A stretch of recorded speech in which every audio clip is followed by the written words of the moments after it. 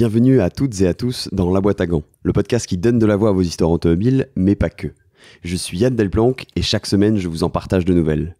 Aujourd'hui j'ai le plaisir de recevoir Bernard Olivier, ex-CEO d'Alpine, à qui l'on doit d'avoir dirigé le projet de la renaissance de la marque dieuppoise et de la mythique Alpine A110, deuxième du nom, qui fut commencé à être livré en 2018. Cet épisode c'est le parcours d'un homme, ingénieur de formation et ex-68ard, qui rentra un peu par hasard, ou du moins sans passion, chez Renault en 1977, avant en 2001 de reprendre la tête de Renault Sport pour devenir à son tour un mordu de ces objets à 4 roues qui nous font tant vibrer. Il nous raconte toutes ces années chez Renault Sport avec notamment le lancement des World Series en compétition pour renforcer le travail en filière de course. Ou encore l'abandon du fameux projet W16 Buggy au profit d'un Kangoo coloré destiné aux surfeurs, le Bebop, pour ceux qui s'en souviennent. Mais ce qui vous intéressera sûrement encore plus à travers ce parcours hors du commun, c'est lorsqu'il se retrouve à la tête du projet Alpine en 2011 pour faire renaître la légendaire Alpine A110. Vous allez découvrir que cette auto n'aurait jamais dû exister tant elle est le fruit d'un réel alignement des planètes où tout portait à croire que ce serait un échec.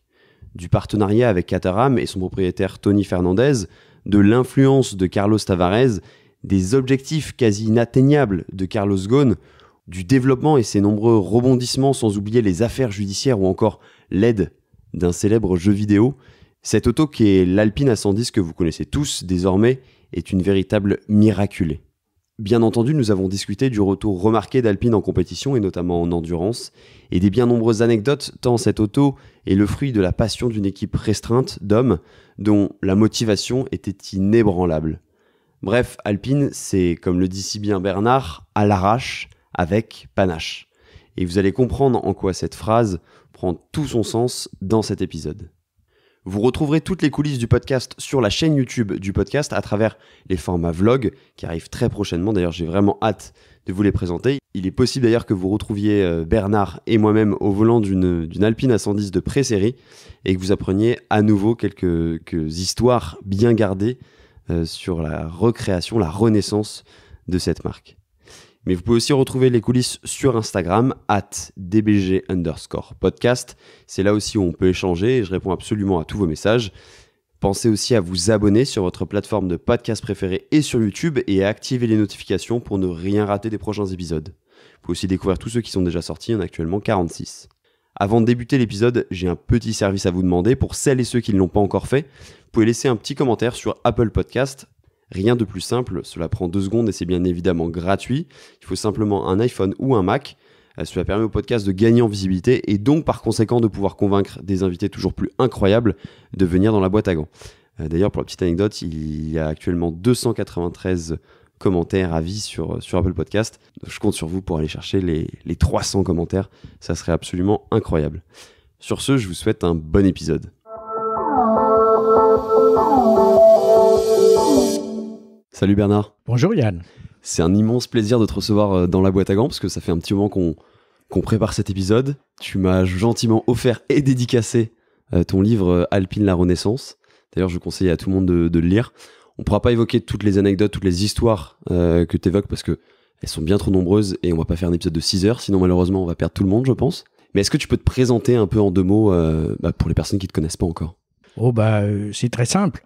Je suis ingénieur de formation. J'ai fait l'école des mines de Paris, plutôt côté économique. Je suis rentré chez Renault, j'allais dire, parce que j'étais un produit noble. J'étais d'ailleurs proposé aussi chez Peugeot, mais Renault m'avait paru plus attirante.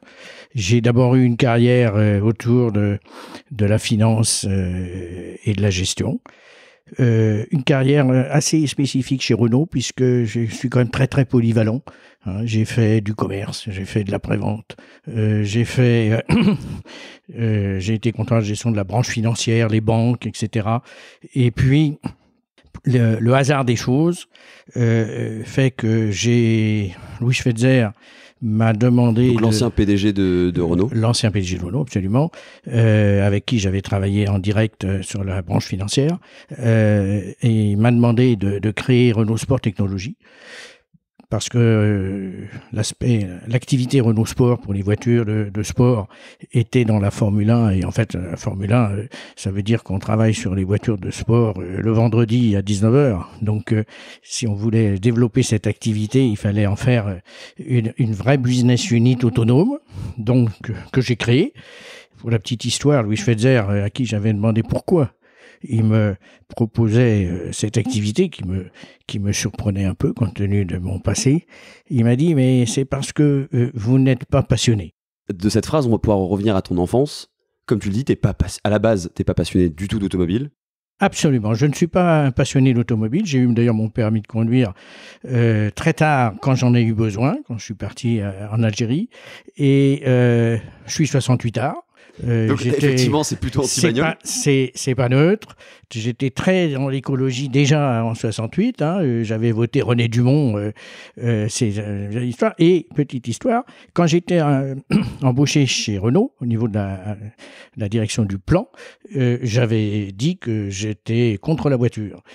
Et on m'avait répondu, c'est justement ça qu'on veut. Ils voulaient avoir des regards un peu nouveaux sur cet objet, c'est ça ? Exactement. Et ça montre une entreprise quand même très ouverte, ouais. Parce que c'est courageux. Bon, ou alors ils m'ont phagocyté quand même, on pourrait dire. Donc tu fais l'école des mines, c'est ça ? Oui, absolument. Tu en sors à 23 ans dans les années 75, c'est ça ? Oui, c'est cela. Et donc là, tout de suite, tu enchaînes avec Renault ? Je pars faire ma coopération en Algérie. Oui. Pour la petite histoire, où j'ai enseigné, payé par l'État français, l'économie marxiste, puisque donc on est vraiment sur l'école des mines était la seule grande école qui formait à l'économie marxiste. Et donc, comme en Algérie, c'était très marxiste en ce temps-là, nous étions plusieurs copains à être partis pour enseigner ce genre de choses. Donc, c'était une expérience très intéressante. J'ai eu ma première voiture qu'on m'a donnée, c'est pour tout de suite dire combien elle avait de valeur. C'était quoi ? C'était une Ami 6. Mais qui était complètement HS. Il a fallu que je la bricole bien, mais elle m'a été bien utile. Mais donc, la voiture est restée pendant très très longtemps, j'allais dire quasiment jusqu'au moment où j'ai pris Renault Sport Technologie, non passionné, c'était un objet de transport. Un déplaçoir, simplement. Rien de plus. Absolument. Et là, ça a changé un peu, parce que quand on commence à s'occuper des voitures de sport et de la course automobile, notamment, j'ai beaucoup positionné Renault Sport Technologie sur le rallye. Donc là, on est en quelle année, là, à peu près ?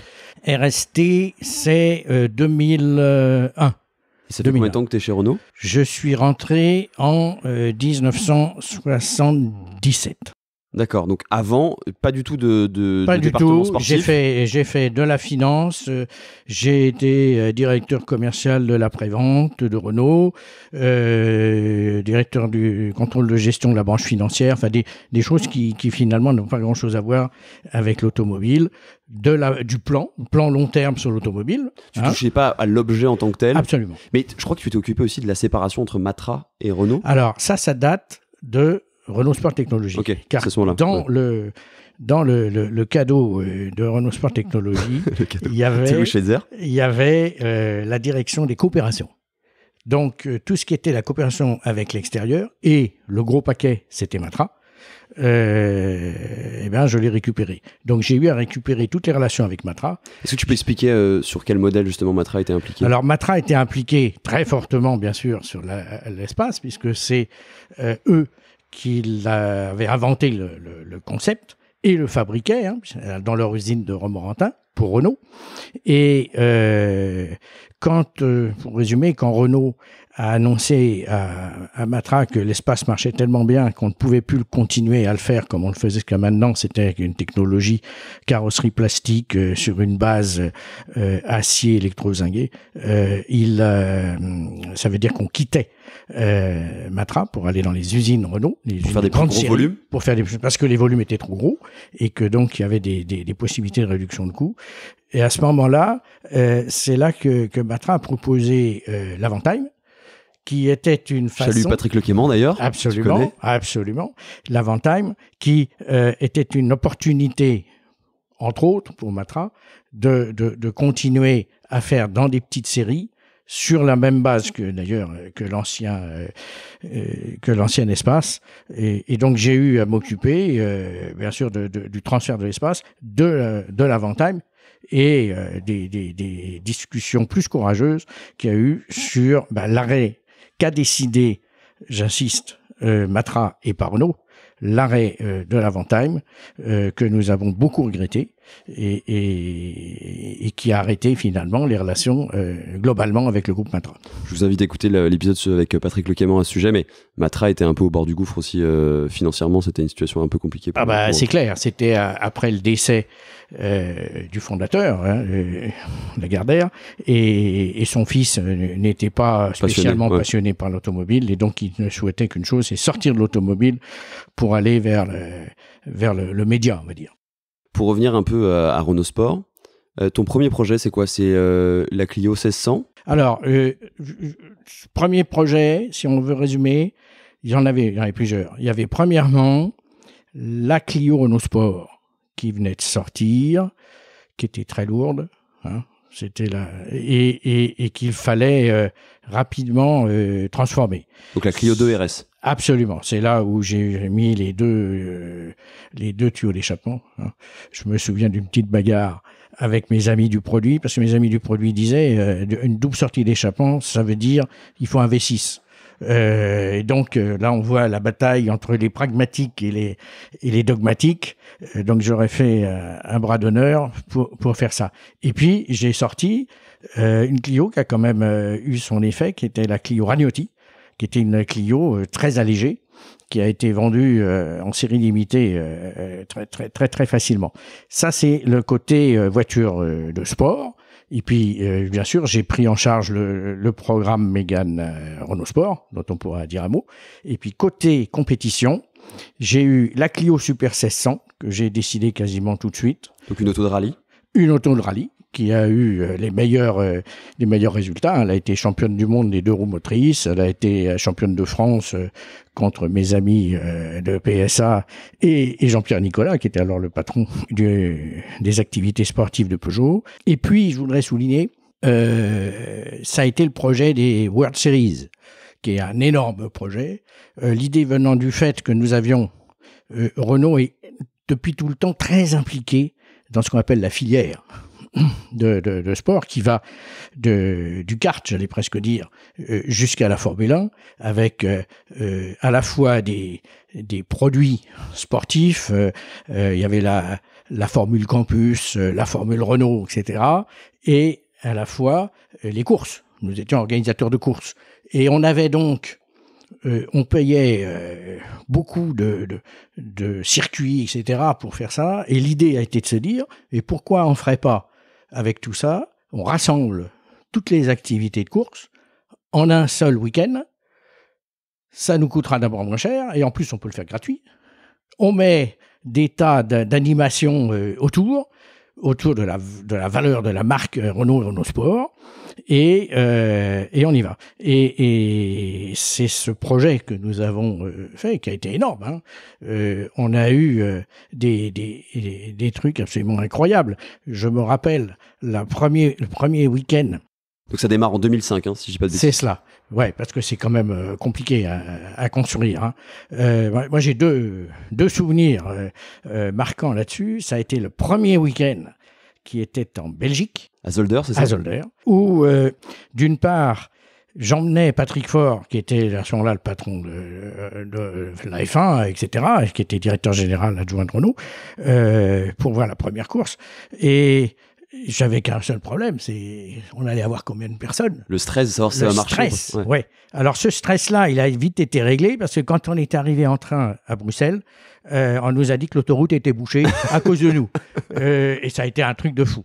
Le deuxième truc de fou, c'est qu'on sortait, pour justement étoffer l'activité sportive, on avait sorti la Mégane Trophy, qui était une voiture donc de course, et qui était faite en tubulaire, conçue avec Orica d'ailleurs, et il se trouve que, bon, c'était un petit peu tangent, je dirais, en termes de développement par rapport au délai des courses, et il y avait des tas de mauvais contacts de masse sur la voiture, qui fait que, ça c'était terrible, c'était un cauchemar. On voyait les voitures qui tout d'un coup s'arrêtaient parce qu'il n'y avait plus de jus. Donc immédiatement, il y avait les grues et les commissaires qui arrivaient, et paf, le mauvais contact se réglait, et la voiture repartait. C'était un truc de fou. T'as dû passer un mauvais moment.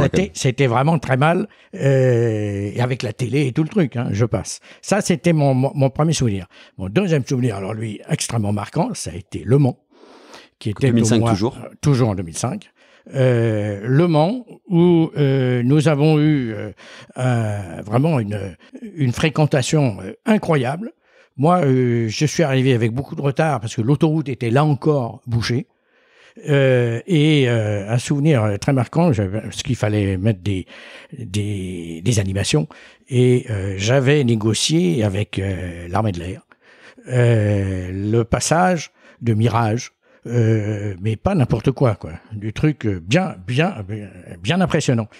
Et tu pourras regarder dans les journaux, notamment Auto Hebdo, de ce moment-là, on a eu un truc absolument de fou. Les Mirages sont passés, ce qui était interdit. Donc les Mirages 2000. Ouais. À l'intérieur des tribunes, si je puis dire. Donc vraiment rase-motte, quoi. Vraiment rase-motte. Avec les flammes qui sortaient, un bruit absolument incroyable. Pour info, les pilotes qui n'avaient pas le droit de faire ça, ils ont eu le droit à quelques jours de mitard. Oui, c'était en termes de sécurité. Tu les avais soudoyés c'était pour qu'ils acceptent? Non, je leur avais payé un tour du circuit bien concocté. Il y a eu des souvenirs absolument incroyables, mais une telle foule que mes amis de l'Automobile Club de l'Ouest, qui ont le circuit assez haut, m'ont dit qu'ils ne voulaient plus qu'on vienne parce que ça les ridiculisait vis-à-vis des autres trucs qu'ils organisaient. Et si bien qu'on est allé après, les années suivantes, on est allé à Manicourt. C'est pour dire le phénomène World Series. En plus, cette année, incroyable. C'est Romain Grosjean qui gagne, pour la petite anecdote. Alors, absolument. Oui, nous avons eu... mais moi, j'ai des souvenirs frappants. Alors là, ça doit être l'année suivante. Je me souviens avoir donné la coupe de Formule 3.5 à... World Series 3.5. Ouais. Parce qu'il y a la 2.0 et exactement, la 3.5. La 3.5 qui est des V8. l'antichambre de la Formule 1. Tout à fait.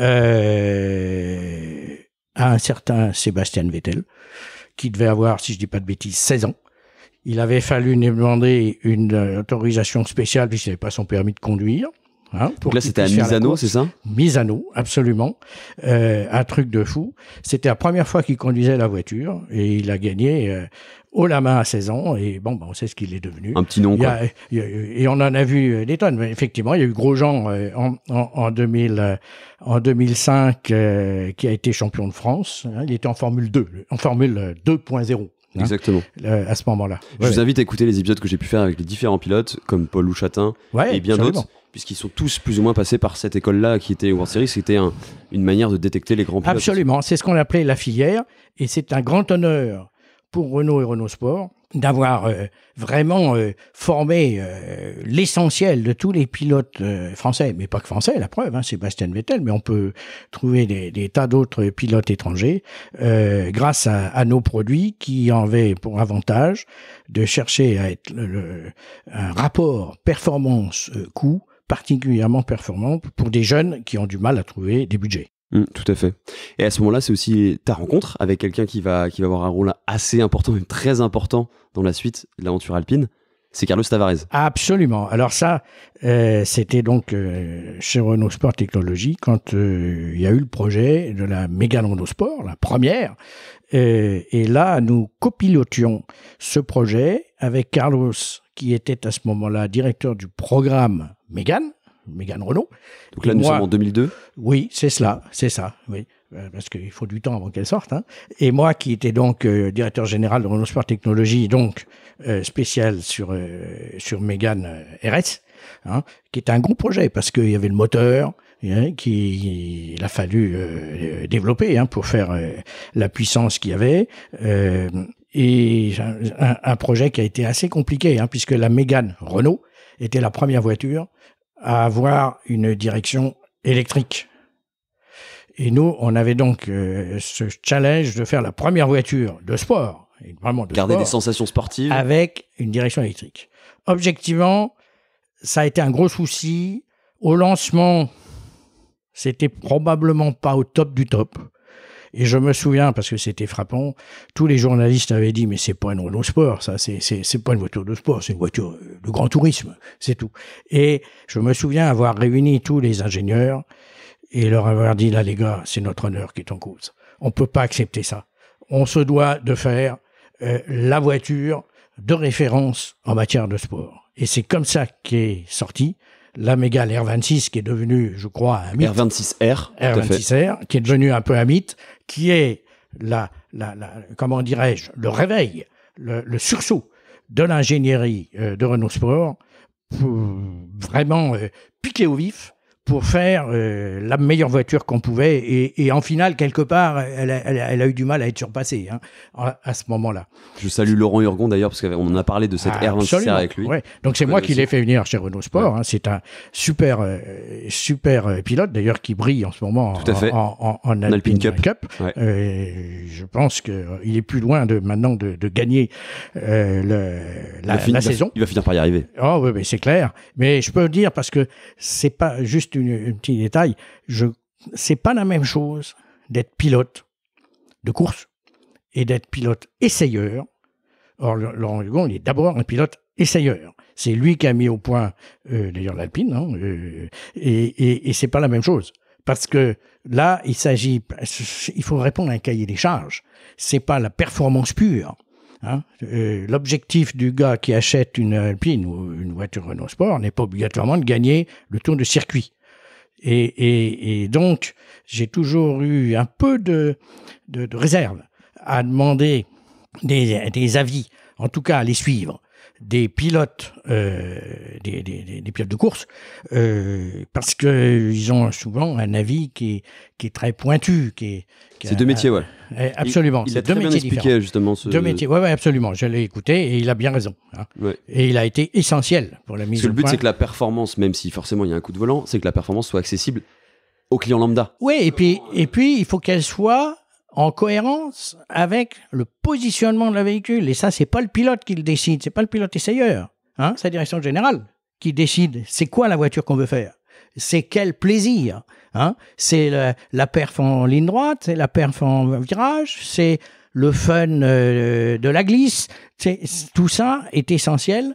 Et le pilote essayeur, il est là pour juger, avec, d'ailleurs pas tout seul, hein, faut pas l'oublier, parce qu'il y a des gars qui sont des vrais ingénieurs, qui développent ce qu'on appelle la liaison au sol, qui sont aussi des pilotes, hein, mais pilotes très pointus sur la liaison au sol, et c'est l'ensemble qui vont faire ces petits réglages qui sont absolument essentiels. Tout à fait. Et à ce moment-là, tu as en charge combien de personnes chez Renault Sport ? Alors, quand je suis arrivé chez Renault Sport, nous devions être à peu près grossièrement une dizaine.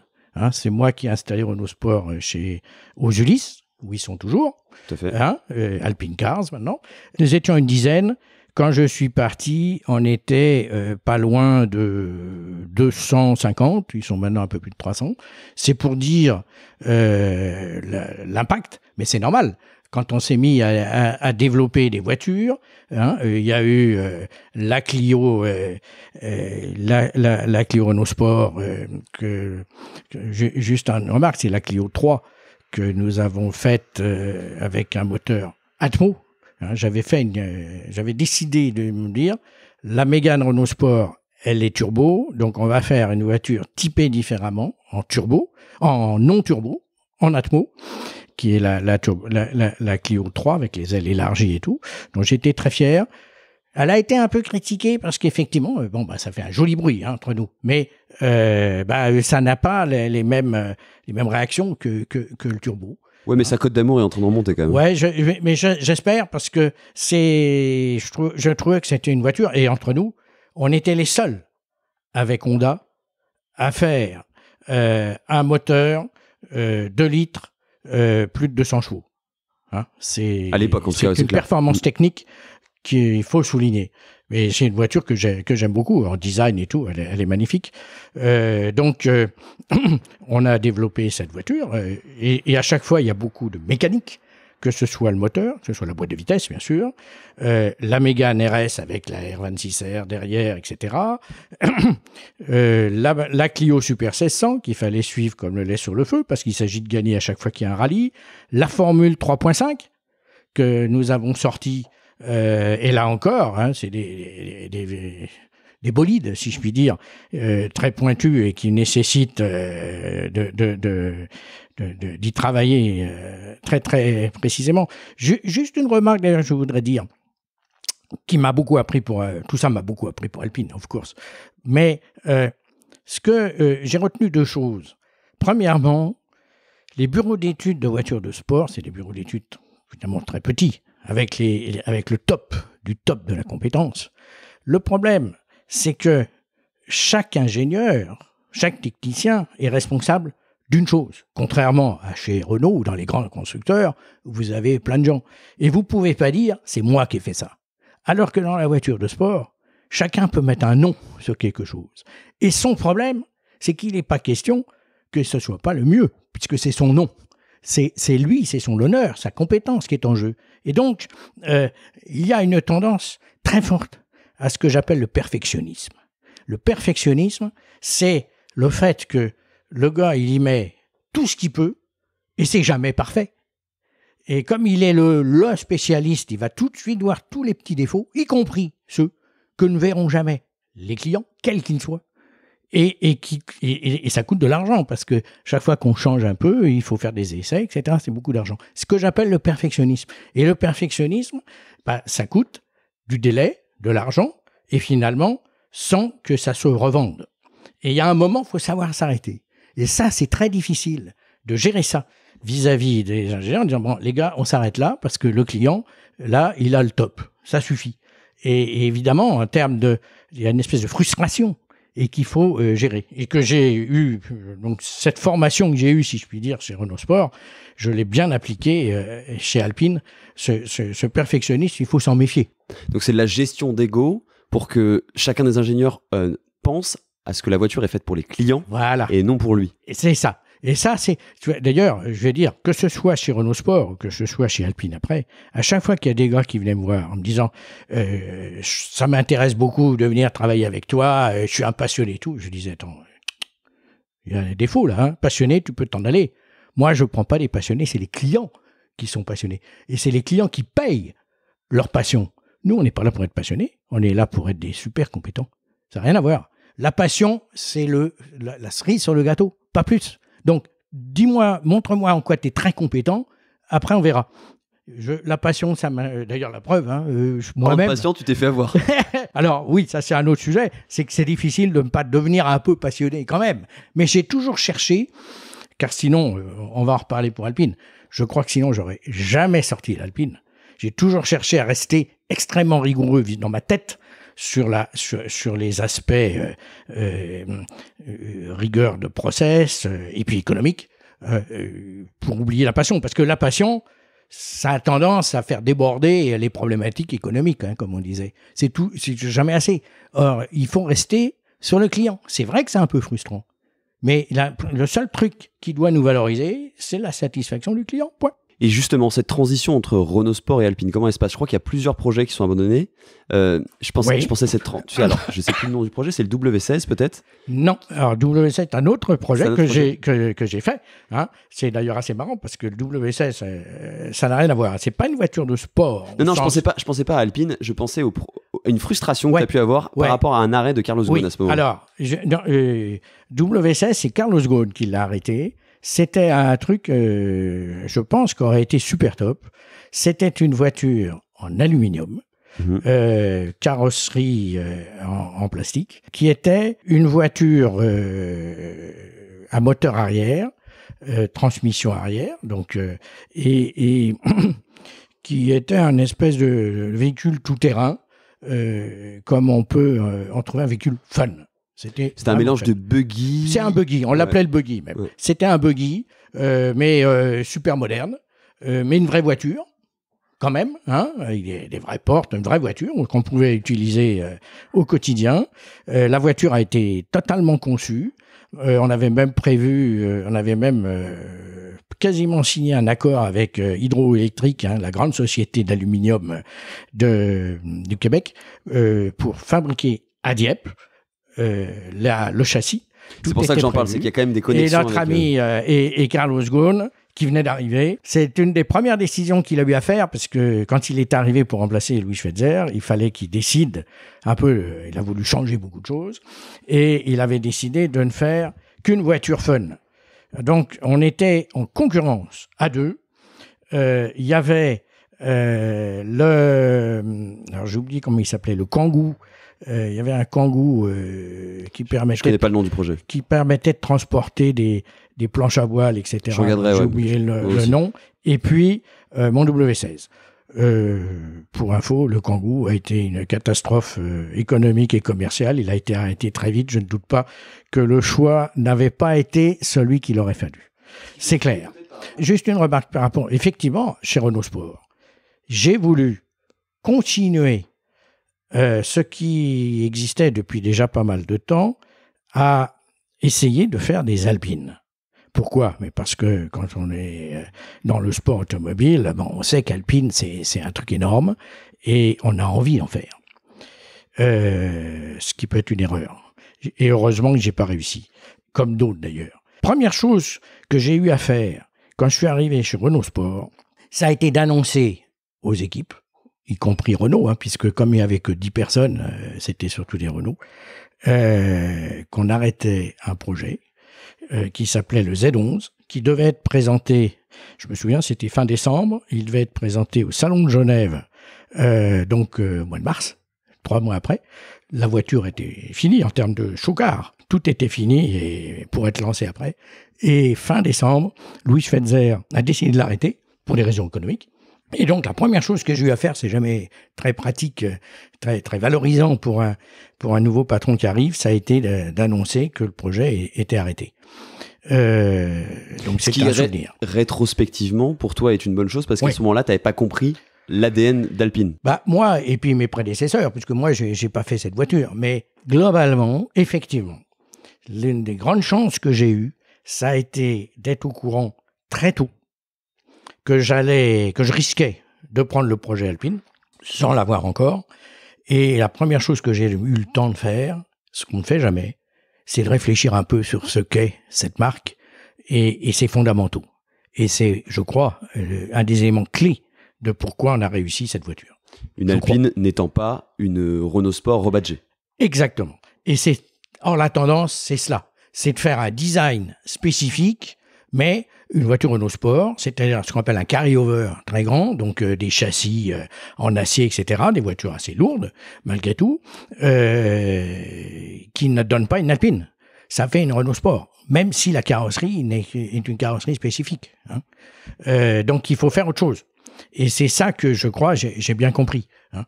Pour la petite histoire, il y a une voiture qui devait s'appeler Alpine, et qui devait reprendre le flambeau, puisqu'Alpine s'est arrêté en 95, c'était le Speeder, qui était très alpinien, hein, puisqu'il était léger, châssis alu, carrosserie en plastique, voiture fun, hein, très fun, c'était très typique Alpine, mais au dernier moment. Alors que le logo Alpine devait être mis sur les côtés et tout, au dernier moment, Louis Schweitzer a décidé, et ça se dit, je crois que c'était pas idiot du tout, hein, si je peux me permettre, pour lui, de l'appeler Renault Sport, première voiture qui s'est appelée Renault Sport, parce que lui, il avait décidé un investissement énorme, financier, mais pas que ça, un investissement de marque sur la Formule 1, et qu'il avait un problème majeur, c'est comment organiser le pont entre Renault F1 et la marque Renault. D'où l'idée de créer la marque Renault Sport, qui faisait ce pont entre la F1 et la marque Renault. Et le premier véhicule a donc été le Speeder. Et c'est comme ça qu'après, toutes les autres voitures se sont appelées Renault Sport jusqu'à hier. Pour revenir un peu sur l'histoire d'Alpine, donc c'est une marque qui est née par Jean Rédélé, donc dans les années 55, je crois que Absolument. la première Ça a sort. été juillet 55 est sorti à la création de la marque. Un truc intéressant. Donc Jean Rédélé, plus jeune concessionnaire Renault à Dieppe, fanat de course automobile, qui a fait les 24 heures du Mans avec sa 4 chevaux qu'il avait bricolé, parce que il avait beau avoir fait HEC, c'était quand même un gars qui connaissait un peu la technique. Tout cela, on le retrouve dans ton livre. Hein. Convaincu du plaisir, du plaisir de la légèreté, et qui pouvait faire mieux qu'une Renault. Après une course qui en ce moment-là était légendaire, hein, qui était la Coupe des Alpes, qu'il avait faite avec sa 4 chevaux, et il dit qu'il avait pris un plaisir absolument incroyable dans les virages des Alpes. Hein. C'est une course qui fait plus de 3000 km hein, quand même. Hein. Oui, c'est une aventure de fou. C'est des trucs qu'on connaît plus. Et donc, il a créé la marque Alpine, ça vient de la Coupe des Alpes, du plaisir qu'il avait pour revendiquer le plaisir dans les petits virages. Et ce point est clé. C'est l'ADN d'Alpine, le plaisir dans les petits virages. Hein. Et donc, on y reste. Et le premier prototype qu'il a fait sur la base de la 4 chevaux, c'est un léger détail, était une voiture en aluminium, figurez-vous. Et ce n'est qu'après qu'il est passé à autre chose, le plastique, etc. Mais c'est amusant de voir que la première voiture était en aluminium. Et donc, lui, il a voulu faire des voitures légères, convaincu que c'était là qu'était le plaisir dans les petits virages, d'où la 106, la 108 qui ressemble déjà beaucoup à la 110. Juste une remarque, parce que c'est typique d'Alpine, n'oublions pas, premièrement, Jean Rédélé, il prenait pas des spécialistes. Hein.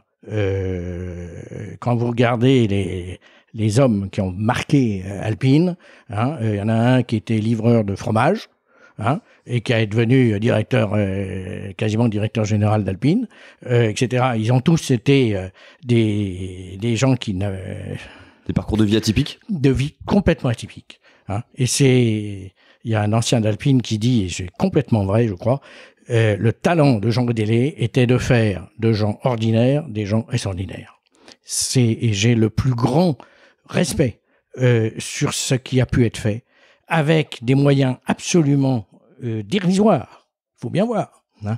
Je donne un exemple, parce que on pourrait en donner des tonnes, mais pour moi, un des plus beaux succès d'Alpine, c'est les 96 heures du Nürburgring, course au Nürburgring, donc dans le pays de la voiture de sport, et 96 heures. On ne parle pas de 24 heures du Mans, 96 heures. Donc 4 jours. 4 jours, et en plus de ça, les arrêts étaient autorisés. Il y avait un minutage, j'ai oublié combien il était, pour changer les pneus, faire le refueling, etc. Et Alpine, qui n'avait pas de moyens, donc avait prévu 3 voitures. Renault a interdit.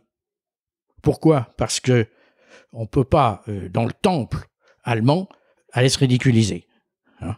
C'était en 71. Ils avaient peur de la fiabilité. Les Alpines n'étaient pas hyper fiables encore, et on avait peur de se ridiculiser. Moyennant quoi, un gars absolument extraordinaire, qui malheureusement est décédé l'an dernier, qui n'est autre que Jean-Luc Terrier, convaincu qu'il pouvait faire quelque chose, a décidé, je crois que c'est la seule fois que c'est arrivé, de s'engager en privé.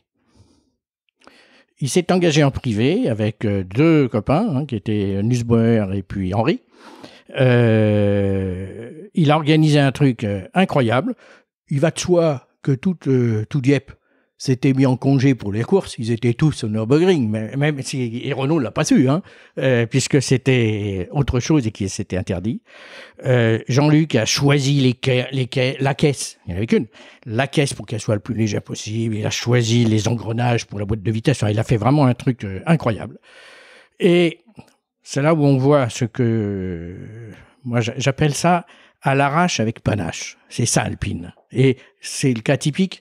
Jean-Luc, il n'avait pas les moyens de se payer des pistolets électropneumatiques pour dévisser et visser les écrous des roues. C'était à la croix, s'il vous plaît. Et le problème, c'est que quand vous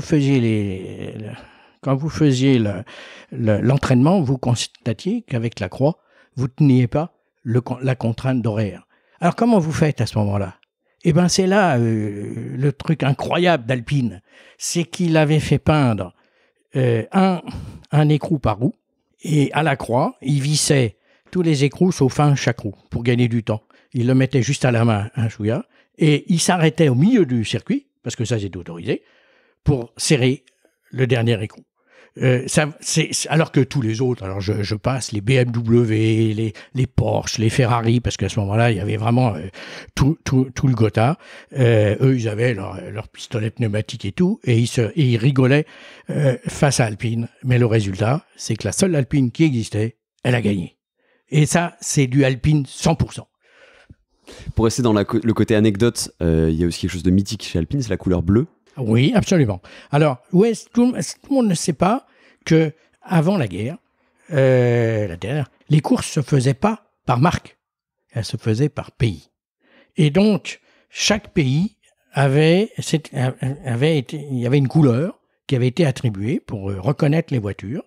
Et c'est comme ça que vous aviez, et on les retrouve aujourd'hui. Hein, c'est tellement fort que vous allez retrouver aujourd'hui le rouge pour l'Italie, le jaune pour l'Espagne, l'argent, les flèches d'argent pour l'Allemagne, le vert pour l'Angleterre, et le bleu de France, comme on l'appelle, pour la France, et c'est comme ça que Jean Redélé a sorti ce fameux bleu. Petite remarque, je peux faire deux remarques là-dessus. Premièrement, toutes les Alpines n'étaient pas bleues, contrairement à ce qu'on peut croire. Je dirais même que c'était marginal, et que le bleu a surtout été utilisé pour la course. Que deuxièmement, le bleu de France était un bleu assez laiteux.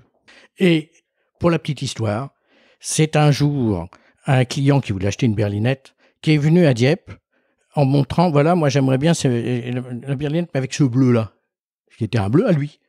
Et Dieppe, qui était très souple à ce moment-là, a fabriqué le bleu en question, et comme ils ont trouvé qu'il était bien plus beau, le bleu de France est devenu le bleu d'un client. Nous, avec Anthony Villain, on a trouvé que ce bleu... Donc, chef du design d'Alpine. Absolument. On a trouvé que ce bleu, il était un peu froid encore, et qu'il fallait le réchauffer, lui donner un peu de passion, hein, puisque on revendique la passion, ça doit se trouver dans le design et dans la couleur. Et donc, on a modifié le bleu, et le beau bleu, je crois qu'il est magnifique aujourd'hui, qu'il y a sur notre A110 d'aujourd'hui. Je confirme, parce que je t'ai vu passer avec ton Alpine tout à l'heure, et il est très très beau. C'est un bleu légèrement modifié, qui est maintenant le bleu Alpine. Alpine, on en a parlé tout à l'heure, il y a déjà eu plein de tentatives de renaissance d'Alpine. Mais finalement, toi, tu arrives au moment de la bonne renaissance, en tout cas du projet qui va fonctionner, in fine. Comment ça se passe? Comment l'idée arrive sur le bureau de Ghosn? Parce que c'est Ghosn déjà. Oui, alors, très franchement, moi souvent je fais des conférences et le titre, c'est la voiture qui n'aurait jamais dû exister. Elle avait vraiment tout pour ne pas exister. Et il a fallu un alignement des planètes bleues incroyable pour qu'elle soit dans la rue. La voiture avait très peu de chances d'exister. Premièrement, 2011. 2011, c'est une année très, très, très, très bonne en termes économiques pour Renault, fort désendettement, des très beaux bénéfices, et donc une perspective de pouvoir faire des choses. Deuxièmement, Tony Fernandez, malaisien, qui a fait fortune en rachetant une entreprise malaise d'aviation qui s'appelle AirAsia, et avec laquelle il est devenu milliardaire quasiment. Donc le leader du low cost. Absolument. s'est entiché de faire des voitures de sport. Il est, grâce par l'intermédiaire de la Malaisie et de Proton, il est devenu le patron d'une écurie de Formule 1, qui est, qui s'est appelé Lotus Team. Il y avait des bagarres juridiques sur Lotus. Et comme il y avait des bagarres juridiques, qu'il a gagné, mais trop tard, il a racheté en avril, si je ne dis pas de bêtises, 2011, une petite société de voitures de sport qui s'appelle Caterham, qui est petite mais qui est forte dans son image, qui est surtout des voitures, je dirais un peu des voitures de puristes, beaucoup pour le rallye et ce genre de choses. C'est pas des voitures très utilisables au quotidien. Petit aparté, historiquement, Caterham, c'était un revendeur de Lotus 7, et ils ont eu l'exclusivité de la Lotus 7 qu'ils ont vendue après sous le nom Caterham dans les années 70. Absolument exact. Absolument. Il se trouve que Lotus, dont le nom n'est autre, petite remarque, comment dirais-je, le clin d'œil vis-à-vis de l'épouse de Colin Chapman. Oui. Donc, Lotus a été créé par Colin Chapman un peu avant Alpine, mais sur la même base. Ce gars, il était un peu fou quand même, en termes de base. Je rappelle qu'il disait, alors d'abord des choses que je trouve très bien. Light is right. Light is right. L'objectif, c'est d'aller vite dans les virages. Et il a été jusqu'à dire que pour une voiture de course, quand elle arrive entière à la fin d'une course, c'est qu'elle est encore trop lourde. Ça montre quand même le côté radical de Colin Chapman. Et Caterham a récupéré ça. Et notre ami Tony Fernandez, il voulait, à partir de cette petite société qui faisait moins de 500 voitures et qui continue en gros, moins de 500 voitures par an, donc c'est tout petit. Et petite remarque, on peut les acheter en Angleterre en kit. On peut fabriquer sa voiture, Caterham. Il cherchait à sortir de cette voiture de puriste et à faire un pont avec la Formule 1 qu'il avait, à ce moment-là, il avait racheté une équipe de Formule 1, donc il y avait une équipe Caterham F1. Et donc, il a fait un appel du pied à Carlos Ghosn pour à la fois obtenir le moteur Renault F1 sur sa Formule 1 Caterham et à la fois proposer de faire une voiture de sport sur une même base. Donc conjointement. Et Carlos Ghosn a refilé la lettre de Tony Fernandez au directeur général qui était Carlos Tavares, et je ne peux pas imaginer qu'il savait parfaitement que Carlos Tavares c'est un fanat de course. C'est un pilote de rallye, faut le dire. C'est un pilote de rallye et de circuit. Ouais, un très bon pilote d'ailleurs. Absolument. Et donc c'était clair qu'il prenait des risques, si je puis dire, en faisant ça. Et petite remarque, au départ, c'était prévu, il y avait un projet de voiture de sport électrique, déjà en ce moment-là, 2011. Mais les gens de Caterham ont dit que non, eux, ils voulaient du vrai qui faisait du bruit. Et on est passé à une voiture légère mais thermique. Ils avaient essayé de refiler la RS01 aussi, je crois, comme projet. Ouais, non, pas RS01. RS1, pardon. C'est pas la même que. Ouais, t'as raison. Justement, c'était une voiture électrique. Moyennant quoi, donc, et c'est notre ami Lorenz van den Acker, qui est le patron du design de Renault, qui a émis donc celui qui a succédé à Patrick Léquément. Et qui a émis l'idée, mais si on fait une voiture assez légère, et est-ce que ça peut pas être l'Alpine ? Et c'est là où l'idée du projet Alpine, avec Caterham, il vient de là. C'est là où vous voyez des tas de petits trucs. Pour une voiture de sport, le positionnement du moteur, pour prendre un exemple, est quelque chose, ça fait partie de l'ADN. Or, Caterham et Lotus, les moteurs, ils sont à l'avant. C'est des moteurs longitudinaux avant avec transmission arrière. Alpine a toujours eu, c'est son ADN, un moteur à porte-à-faux arrière, avec, bien sûr, transmission à l'arrière. Ça change tout. En design, il y en a une qui a un grand nez, qui veut revendiquer la force et tout. L'autre qui est au contraire, entre nous, très, très, très, je trouve très esthétique. Elle cherche pas le m'as-tu vu. C'est ça, Alpine. Elle cherche pas le m'as-tu vu. Et il a fallu batailler sec. En répartition des masses aussi, c'est pas une chose. Absolument, ça change énormément de choses. En design, en répartition de masse, donc en tenue de route, ça change beaucoup de choses. En finale, petite remarque, ce n'est pas une espèce de compromis bête, ça va plus que ça. Le moteur, on a décidé en finale qui serait ce qu'on appelle central arrière, c'est-à-dire juste avant les roues arrière. Le centre de gravité du moteur est juste avant les roues arrière. C'est le top, de fait, en matière de tenue de route. Hein. Par contre, ça a un inconvénient, c'est que ça prend plein de place entre les roues, et en conséquence, ça limite beaucoup la capacité de faire 2 places à l'arrière. Ouais, ça réduit l'habitacle, ouais. En revanche, ça décuple les sensations. Voilà, exactement. Alors l'Alpine avant, avec le moteur porte-à-faux arrière, permettait de faire des petites places à l'arrière, puisque le moteur était derrière les roues arrière. Là, c'est beaucoup plus délicat, y compris pour le design. Une remarque sur le design, d'ailleurs, je ne l'ai pas dit tout à l'heure, mais c'est quand même incroyable. Jean Rédélé a dessiné la berlinette, l'Alpine A110, il a dessiné sur une nappe en papier dans un restaurant. Et si vous regardez, vous le voyez bien, c'est un trait de crayon continu. C'est là où vous voyez cette espèce d'esthétique, cette finesse.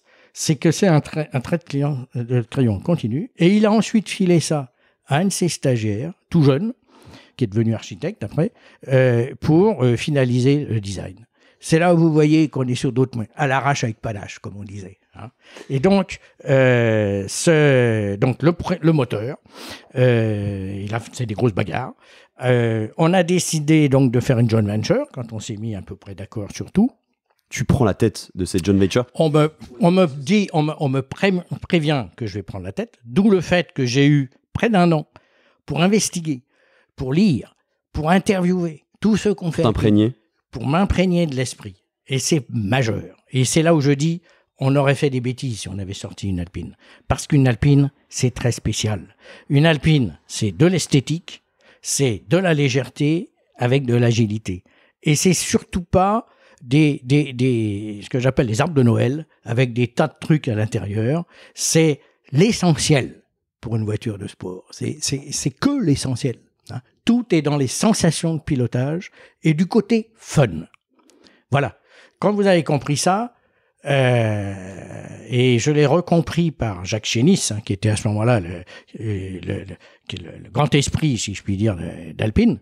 Et je me rappelle, en allant à Dieppe avec lui, en 2013, je discute avec lui, je dis « Jacques, dis-moi en quelques mots, comment tu résumerais une Alpine ?» Et il m'a dit « un concentré de plaisir. » C'est très fort et très dur à transformer.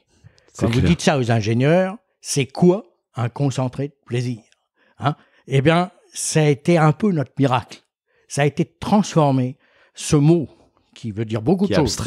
Qui est abstrait, qui n'est pas facile à vendre en tant que mot. Le concentré de plaisir, ça se mesure assis dans la voiture. Et c'est une difficulté pour Alpine. Hein. Vous ne le vivez que quand vous conduisez la voiture. Ce qui veut dire des choses par rapport à la vente. Ce concentré de plaisir, on l'a transformé. Les cahiers des charges ont été assez clairs sur la position du centre de gravité, du centre de roulis, qui est le centre de rotation de la voiture quand vous tournez, etc. Et c'est ça, partant d'une feuille blanche, qui nous a permis de bien faire ce qu'on voulait, parce qu'on a fait du mécano.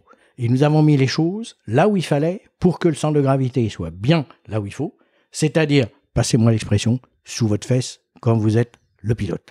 Sans pour autant sacrifier le design, parce que bien sûr, depuis le début, le design était très important et c'était plutôt les contraintes techniques qui s'adaptaient au design. Bien sûr. Ce qui est très rare. Tu as raison. Alors, 2 choses sur le design. Premièrement, j'ai réuni tous les ingénieurs et les designers en 2012 en disant « on va faire une Alpine, on nous attend ». Je crois que j'avais pas tort de dire ça. Et il faut être clair, même pour les passionnés, les puristes, le premier point de la voiture de sport pour qu'elle se vende, c'est le design. C'est pas la tenue de route, c'est le deuxième point. Le premier, c'est le design. Et donc, j'ai dit à toutes mes équipes, les gars, on va faire un contrat. On va laisser carte blanche intégrale à nos designers. D'habitude, pour la faisabilité technique dans les usines, on donne des contraintes aux designers, des contraintes sur des formes, etc., qui permettent de faciliter l'industrialisation de la voiture. J'ai dit, nous, on ne va pas le faire. On va beaucoup souffrir au niveau de l'industrialisation. Et entre nous, on a souffert, bien plus que prévu. Ouais. Mais on va faire en sorte que les designers se lâchent. Alors bien sûr, on a mis la pression sur le design. Se lâchent totalement et finalement, entre nous, vous avez dans l'Alpine d'aujourd'hui, on pourrait dire, c'est un concept car. C'est ça un concept car. C'est une voiture qui n'a pas de contraintes industrielles. Et on n'en a quasi pas eu. Et donc, tout le monde a dit OK. Bon, j'ai dit, après, on a énormément souffert. Et je crois, la consécration là-dessus, c'est quand on a gagné le prix de la plus 2017. belle voiture de l'année 2018. Ah oui, elle a été élue en 2017 pour l'année 2018. En fait, elle a été élue en janvier 2018. Donc, c'est le prix 2018, de fait, du Festival automobile international. C'était la consécration de cela. Point clé, dès 2012, les premières maquettes faites par le design, qui n'étaient pas très loin, c'est pas si loin que ça de ce qu'est la voiture aujourd'hui, ont montré tout de suite le potentiel d'esthétique qu'avait la voiture. Ça fait partie des éléments qui fait que la voiture a existé. Et que s'il n'y avait pas eu ça, je pense qu'on aurait eu encore plus d'ennemis. Tu veux dire, si elle était moche ? Ouais. Absolument.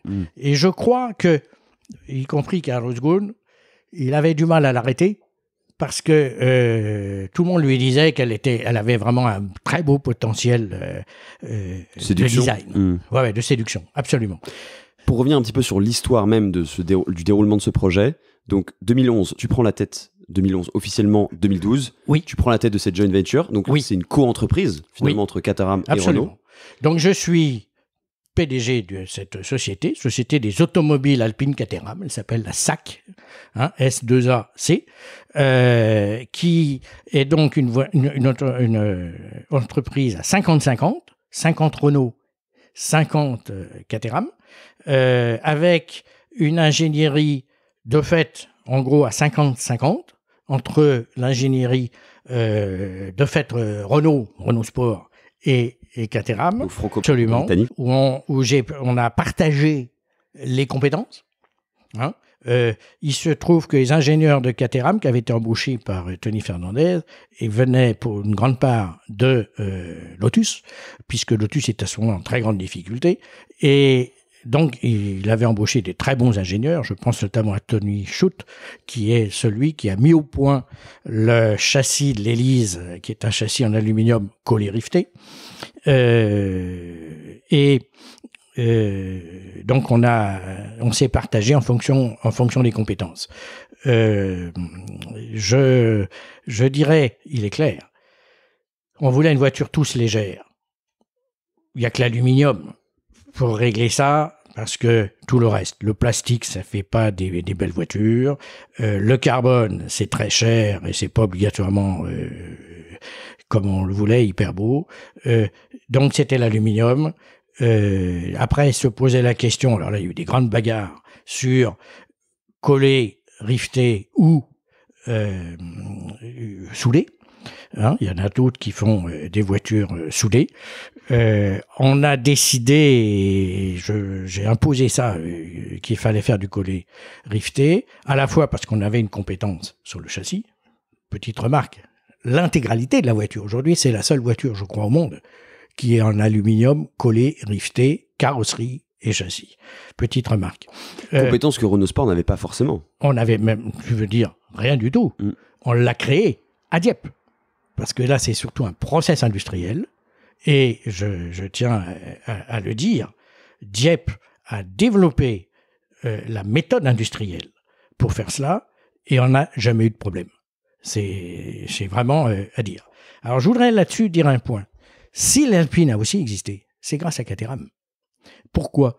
Parce que Bon, d'abord, Caterham, ça a obligé le système Renault à bouger, à décider de faire la voiture. Tu avais ce fonctionnement un peu comme intrapreneurial, c'est-à-dire une petite start-up dans le gros groupe. Non, on n'était même plus dans le grand groupe. Oui. À partir du moment où on est devenu à 50-50, Oui. on est officiellement sorti du groupe. Ouais, tout à Et fait. c'était majeur. Je vais donner un exemple. 2 jours après l'annonce de la création de cette joint venture, il y a mes amis, ce qu'on appelle les experts leaders, donc les grands cerveaux techniques de Renault qui sont venus voir en me disant on va t'apprendre comment on fait une voiture 5 étoiles en crash, puisque c'est le grand sujet pour Renault. Et je leur ai dit ah ouais, mais ça m'intéresse beaucoup ça, mais attendez, la Porsche a combien d'étoiles? Ah, on ne sait pas. Ben, vous reviendrez quand vous saurez, parce que la Porsche n'avait pas d'étoiles, parce qu'il n'y avait pas assez de volume pour la cracher. Il faut avoir l'opportunité de détruire autant de voitures. Absolument. Et puis la deuxième remarque, c'est que la voiture de sport, elle a surtout des qualités de sécurité active, c'est-à-dire la qualité de la direction, des freins, etc., plus, et puis bien sûr les trains, globalement, que les qualités passives. Et donc, si, il est clair, si Alpine, on l'avait fait à l'intérieur de Renault, elle n'aurait jamais été en alu collé, rifté, technologie totalement inconnue chez Renault, et je vous dis, c'était la première voiture du monde. On aurait fait du 5 étoiles, sûrement, etc., etc. Caterham nous a apporté un certain savoir-faire, que nous avons ensuite développé, et nous a apporté la protection. Et l'ami Carlos Tavares, t'as protégé aussi, qui a bien compris ça. C'était essentiel de l'avoir, pas tant parce qu'il portait le projet, il se portait tout seul, si je puis dire, mais aussi parce qu'il est le premier à avoir protégé. Et si j'avais un truc à dire quand j'avais des gens qui venaient me suggérer avec beaucoup de force tel ou tel truc, je leur disais, attendez, moi je suis désolé, je suis pas Renault. Donc, il faut que vous alliez voir l'administrateur qui représente Renault dans ma société, c'est Carlos Tavares. Et là, les gars, ils n'y allaient pas.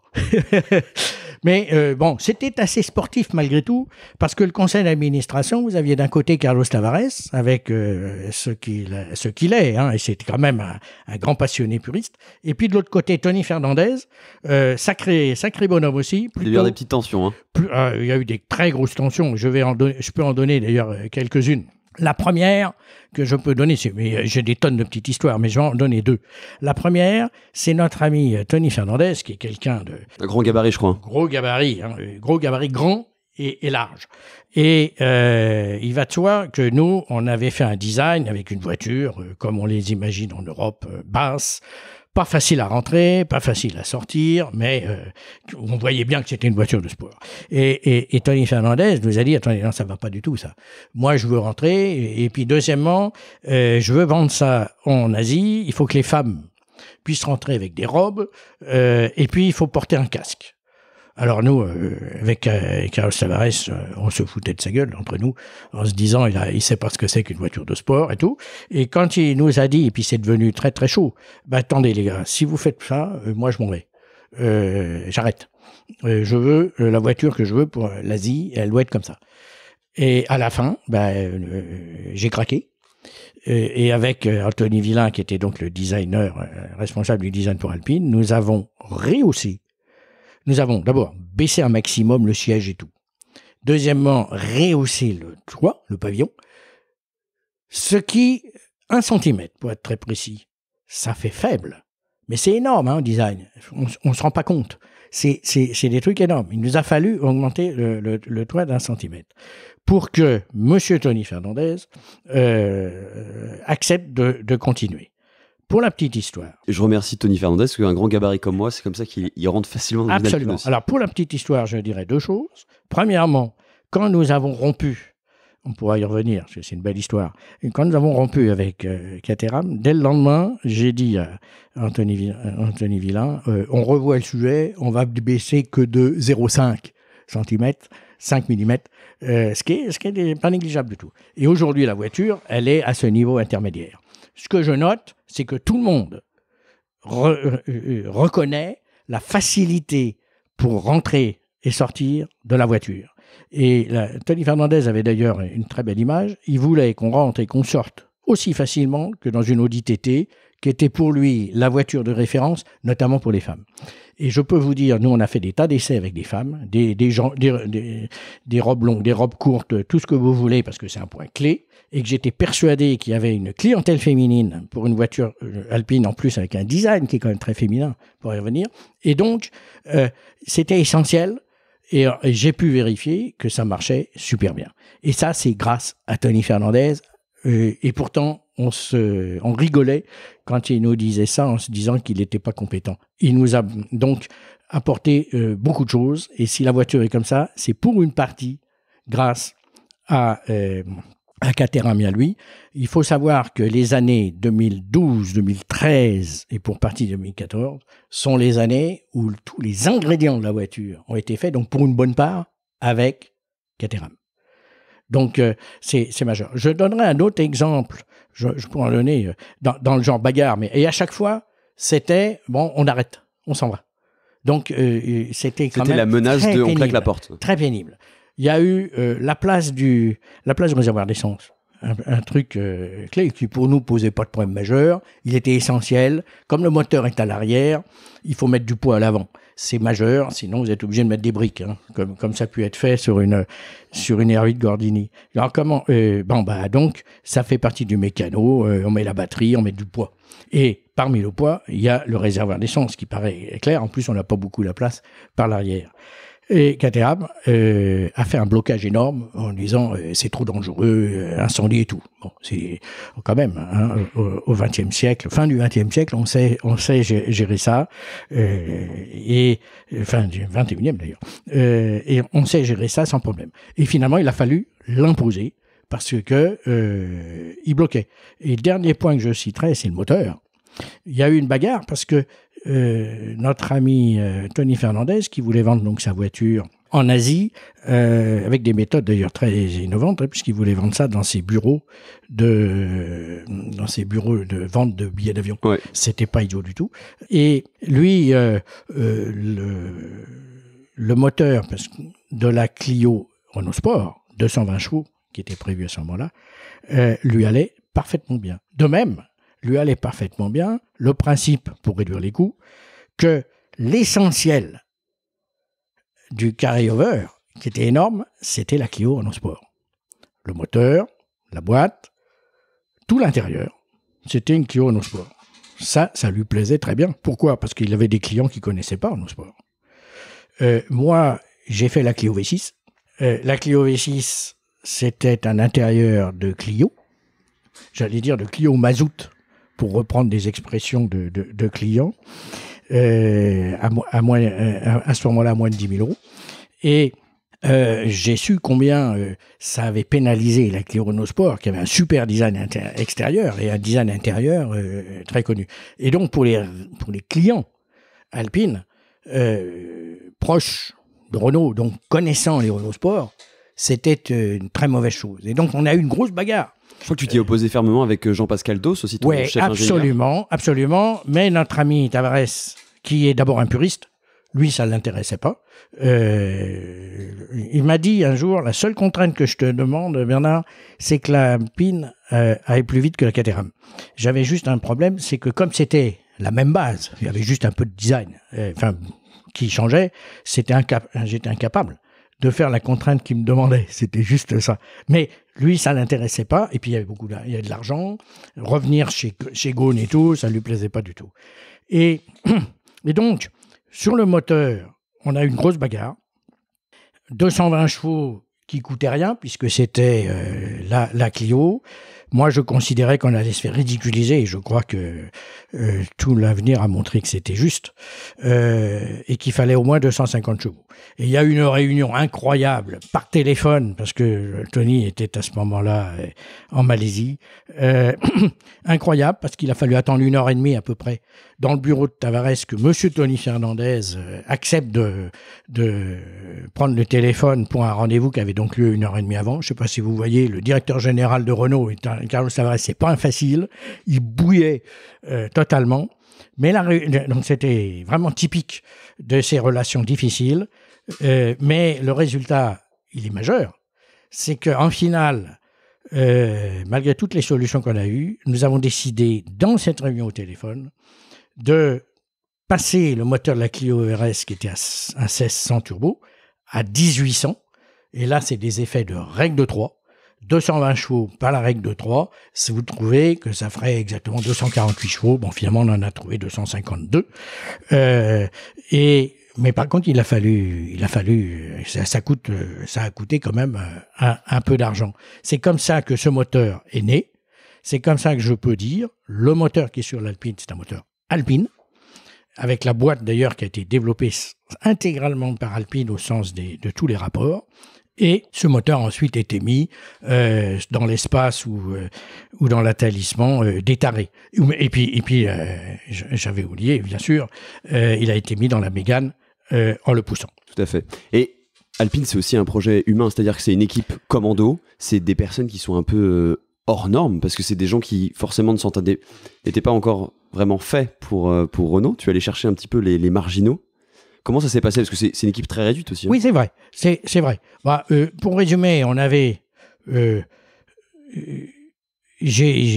d'abord parce qu'on n'avait pas d'argent, mais surtout aussi parce qu'on voulait être une start-up. Il nous fallait surtout être très léger. Il fallait que les gens aient des relations directes. Il fallait aussi de la solidarité.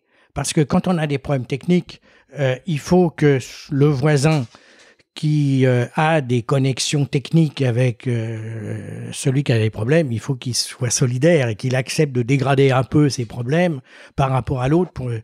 Et donc tout ceci nous a obligés à avoir une équipe très, très, très, très petite. En gros, une dizaine, ce qu'on appelait les LTA, leaders techniques alpines, hein, qui avaient chacun donc des parties techniques de la voiture, une dizaine. Avec derrière, bien sûr, il y a eu des développeurs après, hein, une petite dizaine d'acheteurs majeurs, un point très majeur. Là encore, il faut des acheteurs qui connaissent des technologies que ne connaît pas Renault, des fournisseurs, il faut aller les chercher, des fournisseurs qui ne connaissent pas Renault. Je donne un exemple, mais Alpine a eu les premières jantes forgées de l'alliance Renault-Nissan, donc il faut connaître les fournisseurs qui vont bien, etc. Donc ça a été très spécifique. Avec un élément clé, c'est que, je redis, cette voiture n'aurait jamais dû exister et nous avons passé notre temps à vivre en se demandant si on était vivant le lendemain. Still Alive. Still Alive. C'était d'ailleurs le titre que je voulais mettre à mon livre.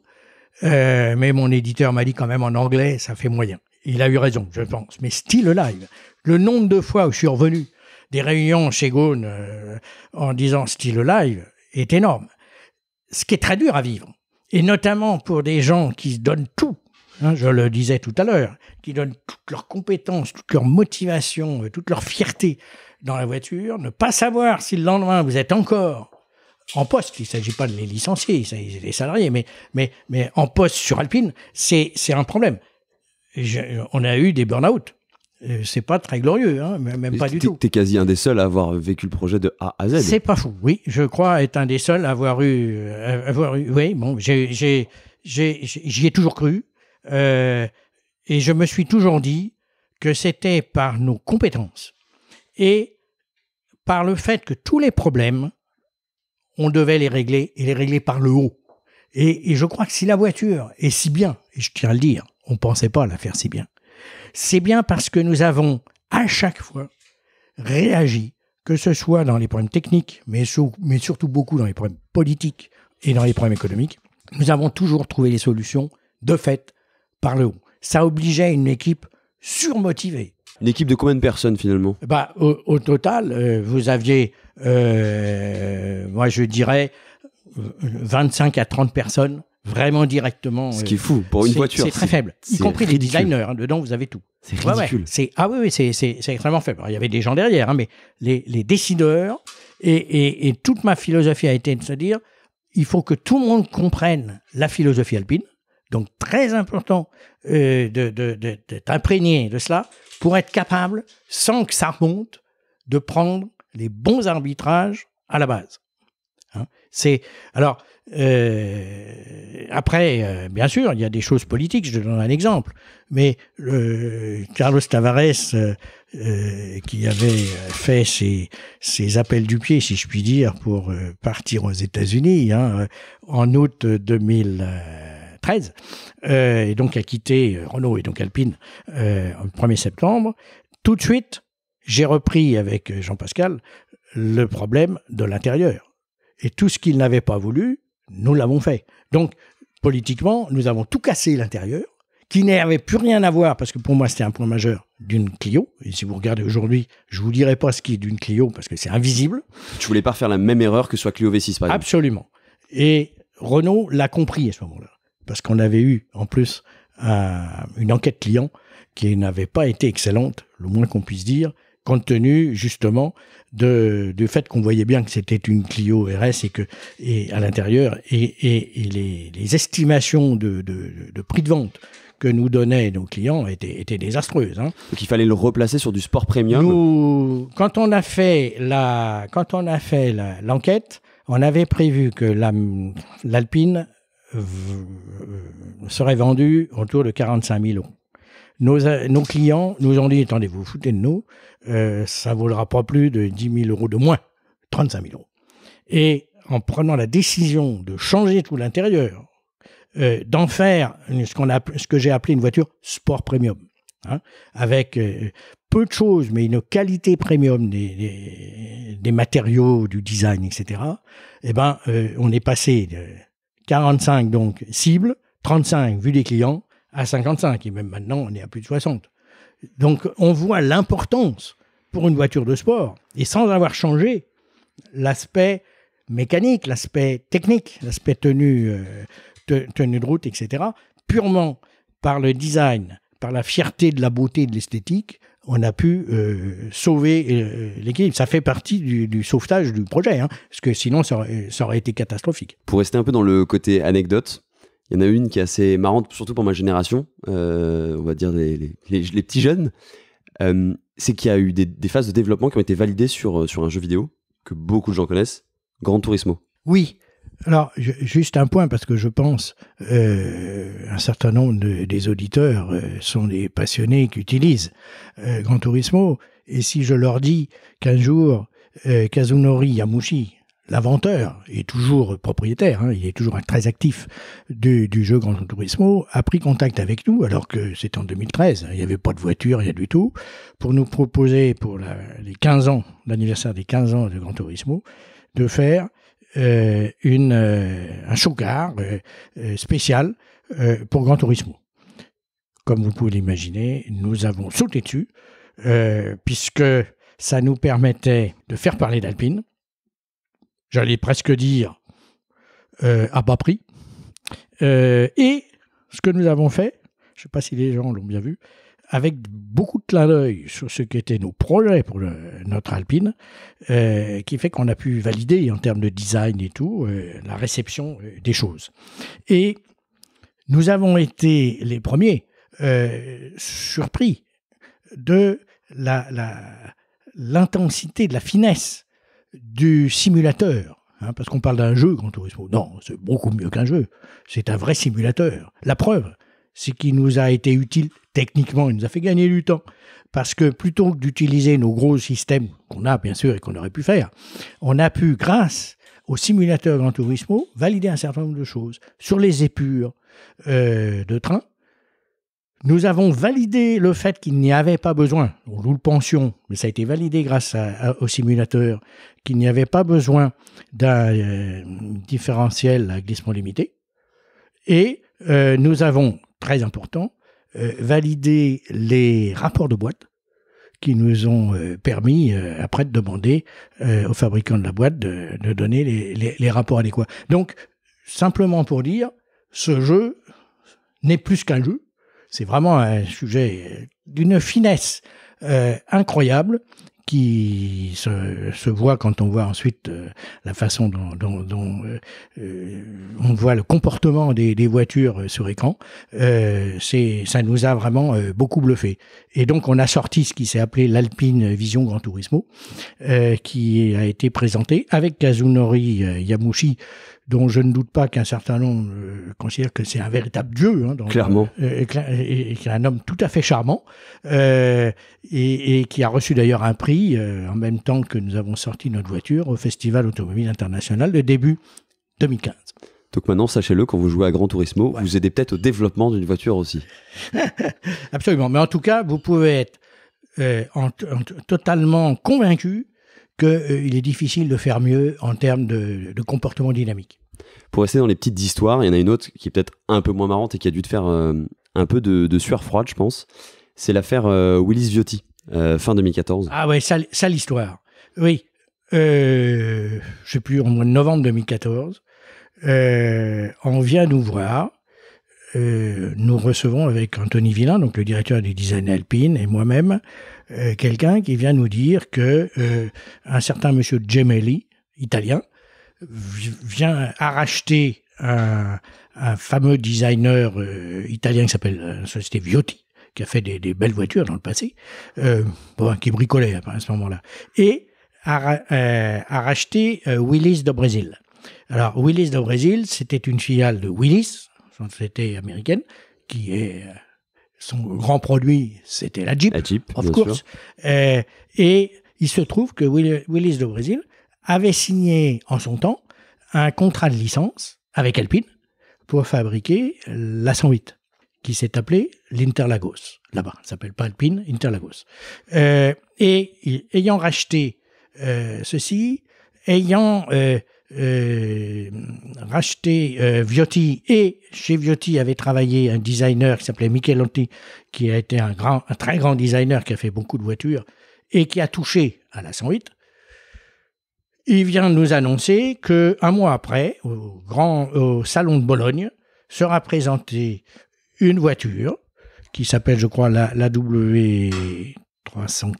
J'ai plus le nom en tête. Si je n'ai pas, probablement comme Alpine, Willys, il y a la photo dans mon livre. Tout à fait. Qui a quand même quelques ressemblances. Clairement. Et avec Alpine, mais surtout avec notre future, qui nous a fait blanchir tout de suite avec l'ami Anthony, surtout qu'on était en train de finaliser l'Alpine Célébration qui allait être présentée aux 24 heures du Mans en juin 2015. Piloté par Laurent Urgon à ce moment-là. Absolument. Et donc, en décembre 2014, avoir cet engin qui nous tombe dans les pattes, c'était extrêmement inquiétant. Et en plus, pas simple, parce que dans les années 60, puisqu'on parle des années 60, la 108, Willys, etc., les sujets de marque, les sujets de propriété intellectuelle en termes de design, et en plus traités par Alpine, comme je disais, à l'arrache avec panache, c'était plus on se tape dans la main que des contrats. Et donc, démontrer la propriété de nos designs n'était pas très simple. Bon, j'ai mobilisé tout ce que je pouvais, et tout particulièrement les anciens. Parce que là, on parle des années 60. Les anciens se sont vraiment mobilisés à fond, parce qu'évidemment, pour eux, c'était presque une injure, cette affaire. Et nous avons fait quand même quelque chose de très fort. C'est en plein salon de Bologne, devant le public, des huissiers sont venus saisir ce chocard qui devait être vendu à je ne sais plus quel nombre, à des prix d'ailleurs qui étaient énormes. Qui n'avait rien à voir, c'est plutôt 300 000 euros. C'était avec un moteur 600 chevaux, l'ADN n'était pas là. Absolument, il n'y avait pas du tout l'ADN, il n'y avait que le design. Mais ça n'empêche que ça a été une très grosse peur pour nous, et beaucoup de soucis, et on en a eu d'ailleurs d'autres, parce que dès qu'on parle d'Alpine, on le constate, ça fait vendre. Ça fait vendre les journaux, mais ça fait vendre des voitures. Et donc, on a beaucoup de tentatives de copie qu'il faut défendre, et donc avec des matériaux juridiques un peu limites. Donc, les juristes en propriété intellectuelle ont dû s'arracher les cheveux un petit peu. Absolument. Mais ça nous a agréablement surpris, le tribunal de Bologne a validé notre réserve de propriété, si je puis dire, pour la saisie. Tu en parlais tout à l'heure, parce qu'on va pas faire de suspense par rapport à ça. Il y a eu un divorce qui a été consommé entre Caterham et Alpine, enfin et Renault. Oui. Il y a eu une petite anecdote par rapport à ça. Comment tu as fait pour pousser Caterham Alors là, un peu à bout finalement? Attention. Je poussais surtout Renault. C'est vrai. Oui, 2 fois d'ailleurs. Donc on commençait à avoir l'expérience. La première fois, c'est quand on a fait la conférence de presse le 5 novembre 2012, si je me rappelle bien, avec Carlos Ghosn, Tony Fernandez, le ministre Montebourg, pour annoncer la joint venture et qu'on allait faire donc des voitures Caterham Alpine. Il était annoncé que la joint venture serait créée avant la fin de l'année 2012. Il se trouve qu'en avril 2013, c'était toujours pas créé et on voyait pas comment ça allait venir. Et donc, j'ai décidé de faire ce qu'on a appelé un slow mode lent. Ça veut dire quoi? En gros, une grève.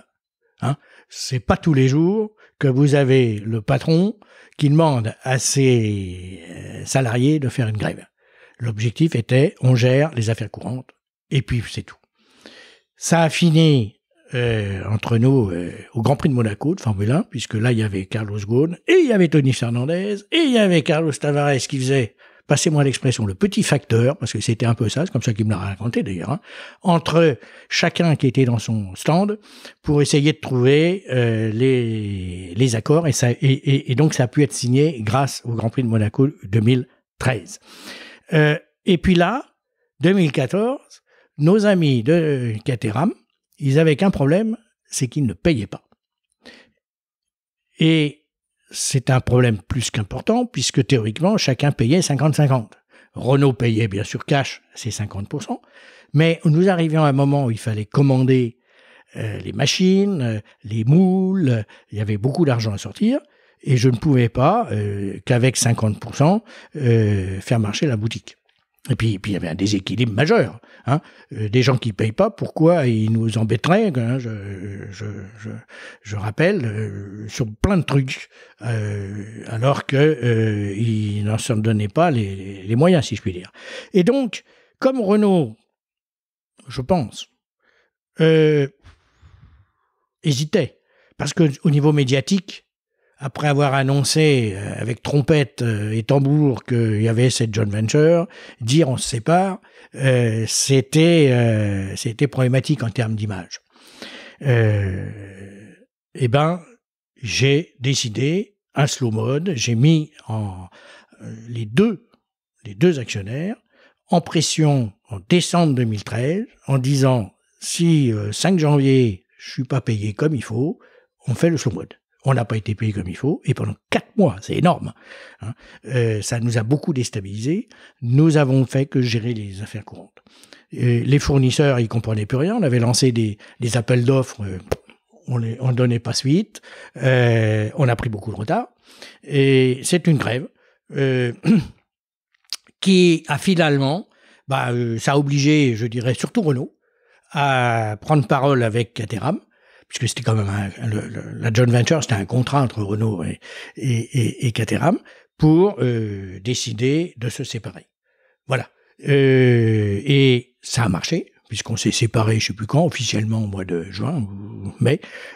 Donc ça a duré 4 mois. Et ça nous a permis de faire la vraie Alpine qu'on voulait. Alors je le redis, sans Caterham, il n'y aurait pas eu cette voiture. Sans Tavares, il n'y aurait pas eu cette voiture. Mais il fallait que Caterham nous quitte parce que ils étaient trop près de leurs sous. On l'a pu le voir. Ils n'en avaient plus beaucoup non plus. Ils n'en avaient pas beaucoup. Et en plus, une Clio RS, ça leur suffisait. Et notre ami Carlos Tavares, il a été très essentiel, je l'ai dit, il nous a protégés. Mais il fallait qu'il parte lui aussi, malheureusement. Pourquoi? Mais parce qu'on n'aurait pas fait l'intérieur qui aujourd'hui nous a permis de réussir la voiture. C'est beaucoup une question de timing aussi, finalement. Absolument. Ça fait partie des fameuses, je disais, les étoiles bleues alignées. tout ça était essentiel, mais il fallait que ça s'arrête. Et ça s'est arrêté au bon moment. On a perdu du temps. Il y a eu le slow mode. On a perdu du temps puisqu'on a cassé tout l'intérieur. Il a fallu reconcevoir, remettre de l'argent. On a mis pas mal d'argent. Hein. Et je souligne, Renault a joué le jeu à fond sur ce sujet, alors que beaucoup de gens pensaient que Renault, que Carlos Ghosn arrêterait les frais au moment où on se séparait avec Caterham. Mais comme je disais, la voiture était trop belle, hein, entre autres. Et justement, à ce propos-là, tu arrives sur ce fameux moment, cette fameuse décision du 16 avril 2015 à 15h17, parce que c'est très bravo, précis, oui. de cette fameuse phrase qu'on va traduire, mais qui est en anglais, c'est « I reluctantly approve this project ». Yes. Donc ça veut dire finalement, j'approuve ce projet, mais presque à regret, parce que j'ai plus trop le choix. Non, pas presque. Reluctantly, ça veut dire à regret. Et alors, juste, il faut comprendre que j'ai eu tous les mois à aller en comité exécutif face à Ghosn pour faire le point par rapport aux objectifs qu'il m'avait donnés. Et si je ne les atteignais pas, le projet s'arrêtait. Ça a duré 6 mois, 6 fois. Et à chaque fois, on progressait, et à chaque fois, Ghosn disait « Non, c'est pas suffisant. Donc il augmente les objectifs. Non, il les a pas touchés. Mais ils étaient très durs. Et personnellement, je suis assez convaincu qu'il nous avait donné des trucs très durs. Parce qu'il, quelque part, il avait prévu d'arrêter le projet en disant « C'est à cause d'Olivier. Il ne sait pas faire. C'est pas à cause de moi. » Parce qu'il avait quand même un problème médiatique. Hein, celui qui supprime Alpine, en plus de ça, sous-entendu, Tavares lui sait le faire, parce que lui était parti et ça marchait, et Ghosn, il l'arrête. Et donc, nous savions que nous avions beaucoup sur nos épaules, à la fois parce qu'il fallait que Ghosn décide, mais aussi on savait que c'était, nous étions convaincus, la dernière chance pour Alpine.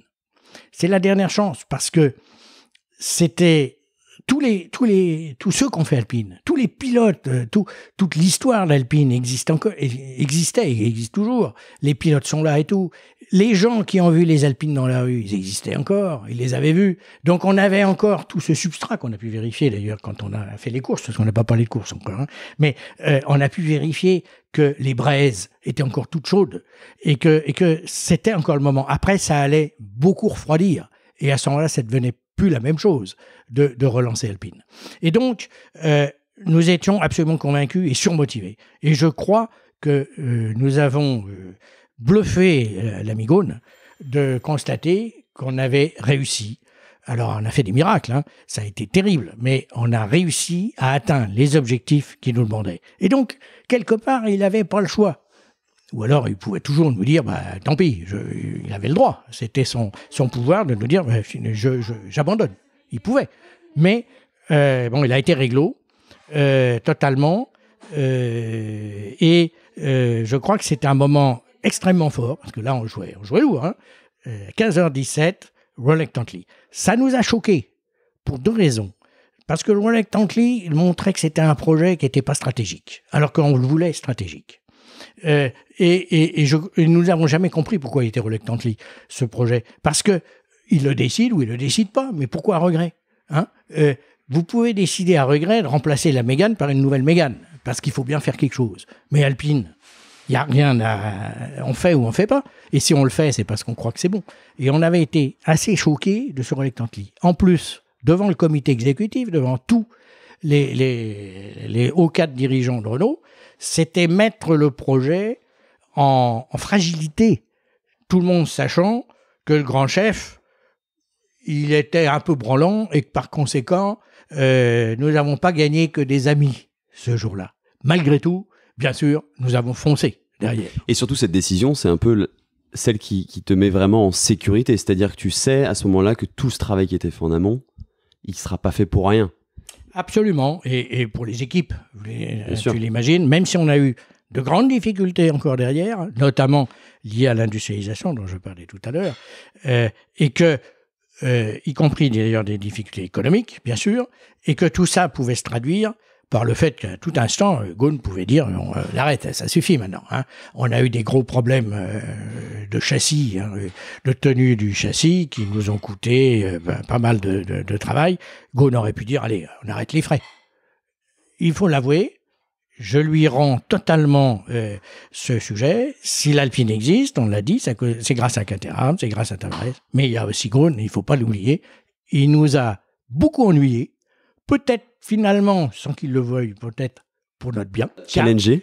Nous avons été challengés à fond et avec des budgets très réduits. Ça nous a obligés à être extrêmement créatifs. Et donc, si la voiture est comme ça, c'est aussi grâce, si je puis dire, ou à cause de Ghosn. C'est aussi pour ça que tu as une auto qui sort finalement en 2018, alors qu'elle devait initialement sortir en 2015, Yes. ce qui est énorme comme écart. Oui, alors il y a eu Caterham. Il faut savoir que Caterham, ça a obligé toutes les décisions prenaient un temps fou. Quand il a fallu se bagarrer pour le réservoir d'essence, pour le moteur et tout, vous avez vu, ces bagarres, ça prend du temps. C'est pas, on peut dire, des décisions fluides et rapides. Donc, ça nous a fait perdre du temps. Les slow modes, les 2 slow modes, ça nous a fait perdre beaucoup de temps. Casser l'intérieur, ça nous a fait perdre aussi beaucoup de temps. Et pour finir, toute l'industrialisation nous a fait perdre du temps. Donc, on en parlait tout à l'heure, l'épisode en course, ça commence aussi avec les 24 heures du Mans et cette fameuse 3e place, 2013. Oui, alors, pour info, donc début janvier, il y a Carlos Tavares qui me demande à venir le voir. Et il avait un bureau au design au Technocentre, donc je viens le voir. Et il y avait mon ami Philippe Sinault, que je connais bien, puisque chez Renault Sport Technologies, j'ai eu beaucoup à travailler avec lui. Et petite remarque, nous avons gagné tous les grands prix de Formule 3. Et notamment les 3 fameux grands prix qui font ce qu'on a une espèce de pseudo-championnat du monde de Formule 3. Donc je le connais plus que bien. Et ils étaient là tous les deux. Et donc Tavares me dit, bon bah écoute, voilà, c'est simple. Pour des raisons d'opportunité, il se trouve qu'il y avait Nissan qui arrêtait. Philippe Sinault, il a une voiture qui est libre. Et l'idée, c'est d'aller au 24 heures du Mans, mais il n'est pas question d'aller demander un centime à Ghosn. Donc, tu te démerdes avec Philippe pour trouver de l'argent. Ça doit coûter 0. Donc, j'ai accepté avec Philippe le challenge, qui était quand même un challenge, surtout pour moi. Hein.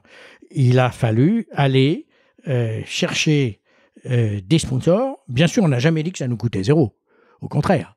Et chacun croyait qu'il apportait juste un peu d'argent par rapport à nous. Mais à la somme, on a réussi à boucler le budget, et pour faire les 24 heures du Mans, et pour faire le championnat d'Europe, puisque c'était à ce moment-là le championnat d'Europe, ELMS, en LMP2. Et donc, nous avons été champions d'Europe dès la première année. Je salue Paul Louchatin d'ailleurs. Paul Louchatin qui était jeune à ce moment-là, absolument. On avait fait une équipe, pour la petite histoire, bien sûr, le premier point, c'est de briller, donc il faut choisir des bons pilotes. Mais on s'était bien partagé le travail avec Philippe. Philippe, il avait un espèce de panel de pilotes potentiels, et moi, je faisais en sorte de sélectionner ceux qui représentaient le mieux la marque, parce que c'était essentiel. On n'avait que ça à présenter. C'était nos succès sportifs et nos pilotes. Donc, il fallait des pilotes qui représentent cette simplicité, cette passion de la marque Alpine. Et c'est comme ça qu'on a eu notre premier team. Et on a fini. J'ai pu vivre mes premiers 24 heures du Mans, où nous avons fini, malgré un accident très grave qui avait eu lieu en fin de nuit. Et petite remarque, nous avions pu gagner le Grand Prix de SCRA, c'est-à-dire le Grand Prix de l'équipe qui a réparé la voiture, comme en 1978, Alpine Renault avait gagné le même Grand Prix avec l'écurie qui avait gagné donc les 24 heures du Mans avec notre Alpine à 442B. Donc il y avait un joli clin d'œil. Et ce jour-là, juin 2013, nous avions pu voir l'effet absolument incroyable médiatique qu'il y avait dans la relance alpine, et ça nous a convaincus totalement de l'intérêt des braises chaudes, comme on avait d'ailleurs pu le voir à Monaco avec la 110-50 quelques mois avant. C'était incroyable. On a quand même fait le 20 heures de TF1. Hein. Et il y avait des tonnes de passionnés qui étaient autour du circuit. Et l'ACO eux-mêmes avaient été très impressionnés de cette force. Ça nous a convaincus qu'il fallait y aller. Jusqu'à, donc t'as fait une allusion tout à l'heure par mégarde, mais 2015 et 24 heures du Mans 2015, c'est une année vachement importante pour Alpine aussi. Alors, oui, bien sûr. 2015, d'abord, il y a l'Alpine Célébration. Nous avons gagné 2 fois. En 2015, on fait la première année du championnat du monde, que on ne réussit pas du premier coup. On a préparé, pour la petite histoire, nous avions prévu de présenter aux 24 heures du Mans une voiture qui avait le design et l'intérieur. Cette voiture, c'était l'Alpine Célébration. Sauf que Pierre Fillon, l'ACO, m'a dit, attention, si tu veux faire le tour du circuit juste avant les 24 heures, il faut une voiture avec un arceau-cage. Et qui dit arceau-cage dit l'intérieur cassé. Donc, plus d'intérieur. Qu'est-ce qu'on fait à ce moment-là? J'ai dit à Anthony Villain, c'est simple, vu qu'on a les moules, puisqu'on fait les moules en carbone, on va mettre un peu plus d'argent, mais pas beaucoup plus, pour faire une deuxième voiture qui, elle, sera plus statique, et qui, elle, aura l'intérieur. Et donc, nous avions prévu, pour la petite histoire, d'avoir 2 voitures présentées aux 24 heures du Mans, où il y avait le fameux François Hollande et moi tout seul. Sauf que, et là, une fois encore, il y a Gaune qui dit je ne veux pas présenter les 2 voitures, on va en présenter qu'une. Bon, ça nous a mis dans un état de fureur pas possible, et en finale, il avait raison. Car ça nous a permis de garder une carte majeure que nous avons dégainée un peu plus tard, au mois de février, si je ne dis pas de bêtises, 2016, à Monaco, pour lancer vraiment Alpine avec l'Alpine Vision, avec son intérieur, qui pouvait pas aller vite, je le dis tout de suite, je crois qu'on était limité à 30 à l'heure, mais on a pu avoir ces 2 éléments qui nous ont finalement, ça a démultiplié les effets. Et la consécration, c'est en 2016 2016, nous avons une consécration énorme en termes de compétition, puisqu'à la fois, nous gagnons les 24 heures du Mans en LMP2 et champion du monde WEC en LMP2. Une remarque quand même, parce qu'on n'a pas beaucoup dit ça, Alpine, c'est une marque qui fait partie historiquement d'un tout petit club de marques qui ont été créées par la course, pour la course. Je disais tout à l'heure, Jean Rédélé, quand il a créé Alpine, c'est parce qu'il était convaincu, suite à la Coupe des Alpes, qu'il pouvait faire des voitures meilleures encore, plus fun, mais plus performantes pour faire la Coupe des Alpes. Donc on est parti de la course pour faire des voitures de course. Et je connais que 2 autres marques, pas n'importe lesquelles, qui ont fait ça. Ferrari et Porsche. C'est le petit club. Le seul inconvénient, si je puis dire, de ce sujet, c'est que et Ferrari et Porsche n'ont jamais arrêté.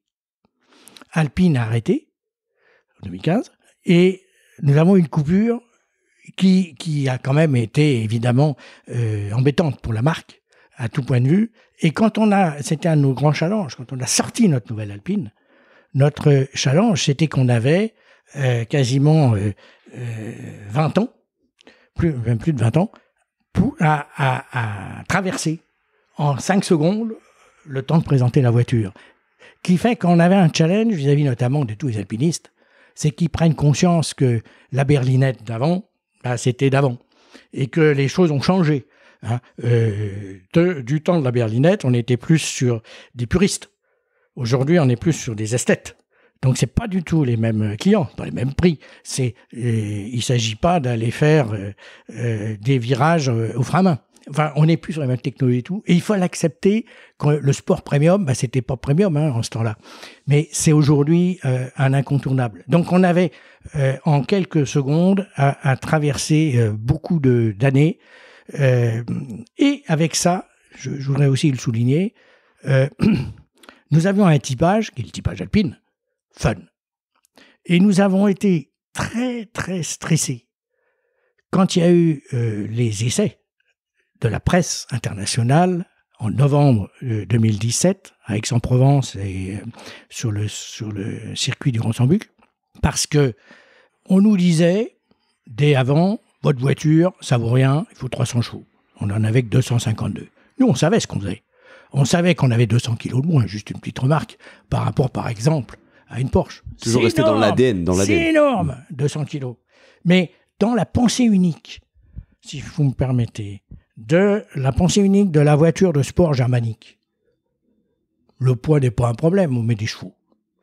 Et on a des voitures lourdes, très puissantes, qui font de très très belles performances en ligne droite, un peu moins bien, en virage. Et notre problème était de résister. Tous les journalistes nous disaient si vous n'avez pas 300 chevaux, ça ne va pas aller.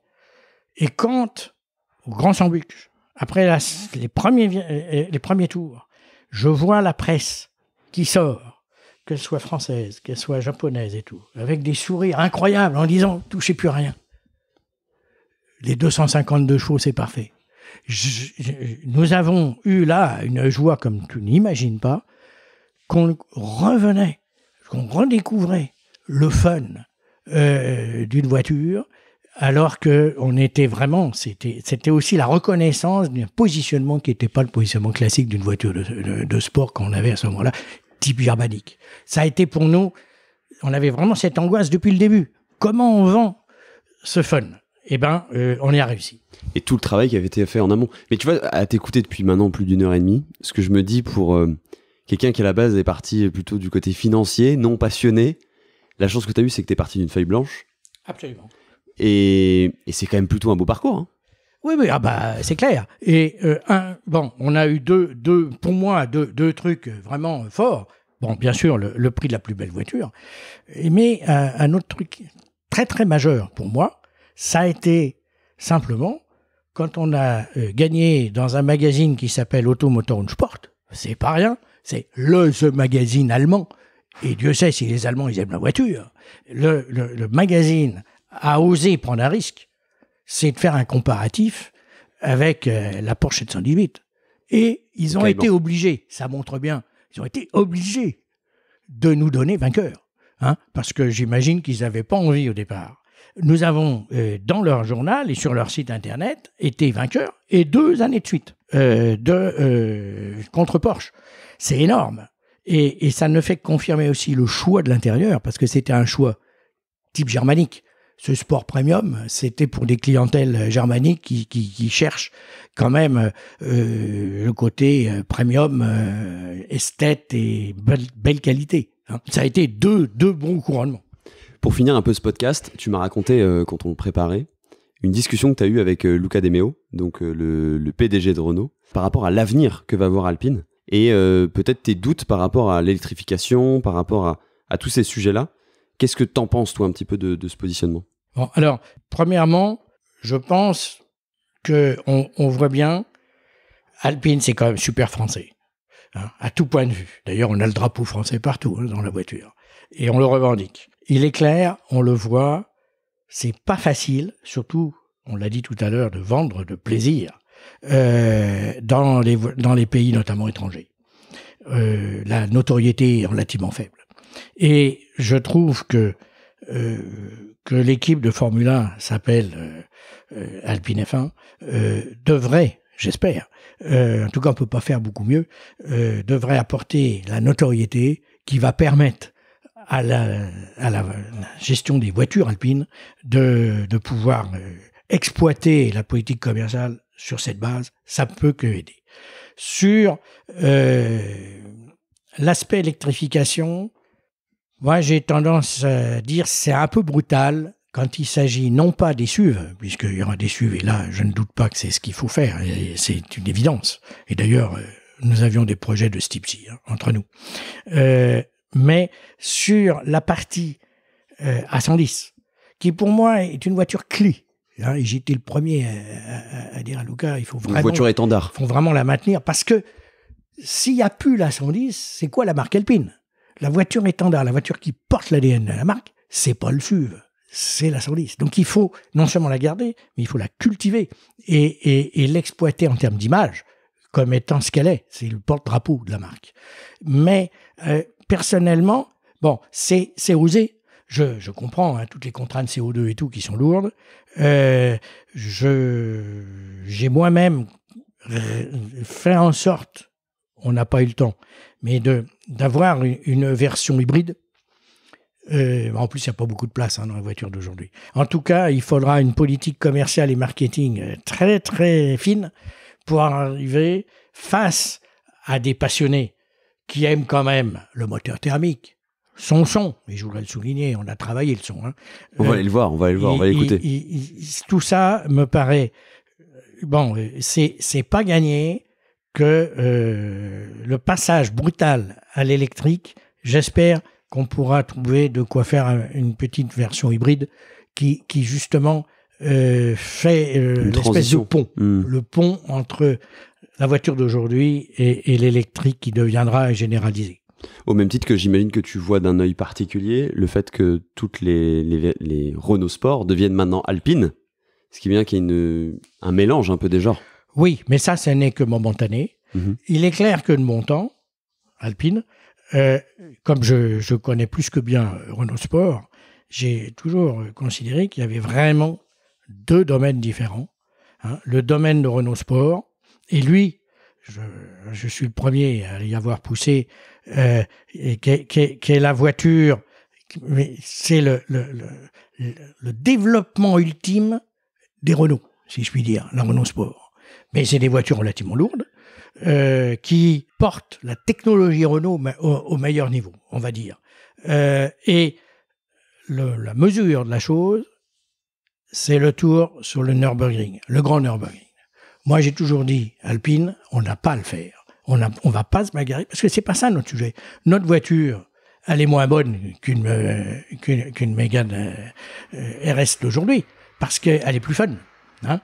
Donc, chacun a son positionnement. De même, c'est moi qui ai réveillé, entre guillemets, le jaune Sirius, qui avait été la couleur de lancement du Speeder, pour le mettre sur la Mégane R26R notamment, et qui maintenant continue.